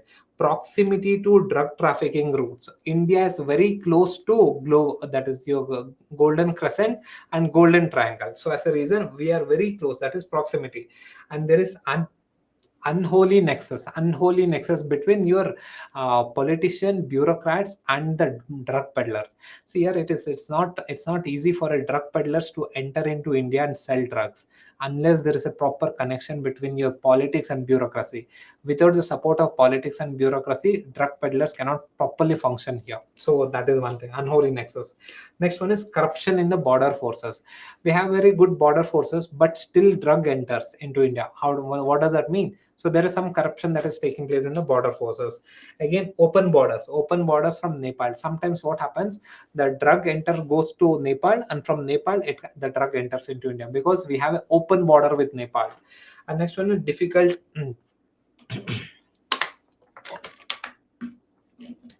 geography terrain. See, in Kashmir region, we have Himalayas, huge Himalayas. Geography terrain is very difficult, so as a reason, it is not possible to manage it. So as a reason, drug enters from that region also. So these are the reasons for narcotic smuggling or say illicit drug entering into India. And next one is, what are the impacts of narcotic smuggling? Again here, don't bombard with some random points. Again here, there's a proper structure. What are the impacts on society, impact on economy, impact on internal security? Three angles are there: impact on society, impact on economy, impact on internal security. This is a standard structure which we follow in internal security. So what is the impact of narcotic smuggling on society? What will happen? Youths will become drug addicts. Next one is substance abuse violence. So due to drug abuse, there will be violence, domestic violence taking place in the family. Next one is health problems, mental and physical, both health problems affect education. It would affect the education. Next one is on economy. What are the impacts of this narcotics drugs? Again, it would reduce productivity, right? Because youths are addicted to drugs, they cannot work properly. Reduce productivity. Increased crime rates. Because of drugs, the crimes will increase. Next one is loss of investment. Because if the region has a lot of illicit drugs, then that region will not get a lot of investment because it is not considered to be safe place. If the region has a lot of illicit drugs or say smuggled drugs, people will not invest there because that's not a safe place, because there will be a lot of crime that will be taking place. Finally, it is increased health cost. So if the people who are addicted to drugs, they will have some health issues. Again, in order to resolve that health issue, they will have to incur health cost. So these are the impacts on economy. What are the impacts on internal security? Because of drugs will fuel the insurgency. So again, it will fuel insurgency. Next one, drugs will lead to money laundering. Next one is drugs will be used for arms trades. You give me 1 kg of heroin, I'll give me 1 kg of say one or two guns. Or so this is nothing but arms trade. That is narcotics. Drugs will also fuel arms trade. So this is the dimensions which you have to write. Don't unnecessarily bombard your answers with some random point. Structure your answer. And next one is, what are the measures to control drugs in India? So again, see here how to control. What are the measures that government of India has taken? Again, here don't bombard with some points. Again, structure it. What are the measures that government has taken is from the supply side? What are the measures that government has taken from the demand side? See, drugs, in order to have drugs, there should be supply side, there should be demand side. Address in this angle. So that is in supply side. What is the government measures? Government have started taking strict action under NDPS Act, that is arresting under NDPS Act. That is next is strict border management. If the border is properly managed, there will not be any supply of drugs. Next one is diplomatic efforts are also taken. Say for example, diplomatic efforts with Afghanistan and Iran has been taken in order to stop the drug supply to India. So these are the diplomatic effort, that is the supply side. Now understand from the demand side, what is government doing to reduce the demand of drugs? Next is public awareness. Government is creating a lot of public awareness regarding the ill effects of drugs. Next is government has started a lot of drug rehabilitation centers. So and next one is job opportunities. The government has started creating a lot of job opportunities so that youths don't get diverted into those regions. That is drugs. And next one is conclusion. Conclusion is collaborative efforts from government, civil societies, and international partners are effective antidote to curb the supply and demand side of narcotics smuggling. This will lead to brighter future of the society and the region. So this can be your conclusion, standard conclusion. Clear? Is it clear? So this should be your conclusion. So if you write an answer, so it should look something like this. And basically, this was my conclusion for money laundering. What I did, I removed money laundering, put narcotic smuggling over here. So yeah, clear? Any doubt here? So here again, since it was a mains answer writing related to current affairs, I focused a lot on answer writing structures. So the game in UPSC is, if you have to score good marks, the only way is presentation, structure, time management, and then comes your content. Here, if you think that content is king, take the example of last year Kartikeya Jaiswal, 35th rank. So 35th rank. Look at his paper. So if you see his paper, content is very very less. For 250 words, he has written some 150, 180 words. That's it. So content is very less. Rank 35. So last year, Gamini Singla, rank 2. So first attempt. So if your first attempt, right? So don't try to see the papers of the seasoned player. Say for example, Shruti Sharma, last year rank 1. She's a seasoned player. Matlab, her answers are like seasoned answers. So it will take a lot of time to go there. So if you're a first attempter, see the first attempter wala answer. Last year, rank 2, Karthik Jaiswal. So these are like first attempters. So see their answers. This year, Lagima Tiwari, first attempter, rank 18. So if you see their answers, you'll get to know that it is not, the major thing is not in the content. So it's about the structure, ready-made structure, introduction, conclusion should be ready-made, what maps should be drawn. So those things you have to practice. Focus on the skills of answer writing, not the content. content aa jayega. Content, it's not that say here now you'll be writing 6 points, after 2 months you can write 8 points also. So but the structure will remain the same. So don't worry about the content. You will gradually improve the content. Start writing answers, start writing, focus on the structure. Every day focus, write CC toppers copy, you'll get to know a lot of things. Clear? Okay. Yeah, chalo then guys, all the best. Study well, in fact write well, write good answers. Good answers in the sense, structure, focus on the structure. Hmm? Yeah, chalo then, thank you guys. Okay, thanks. I'm so sorry the class got delayed by 10 minutes. Thank you. Yeah.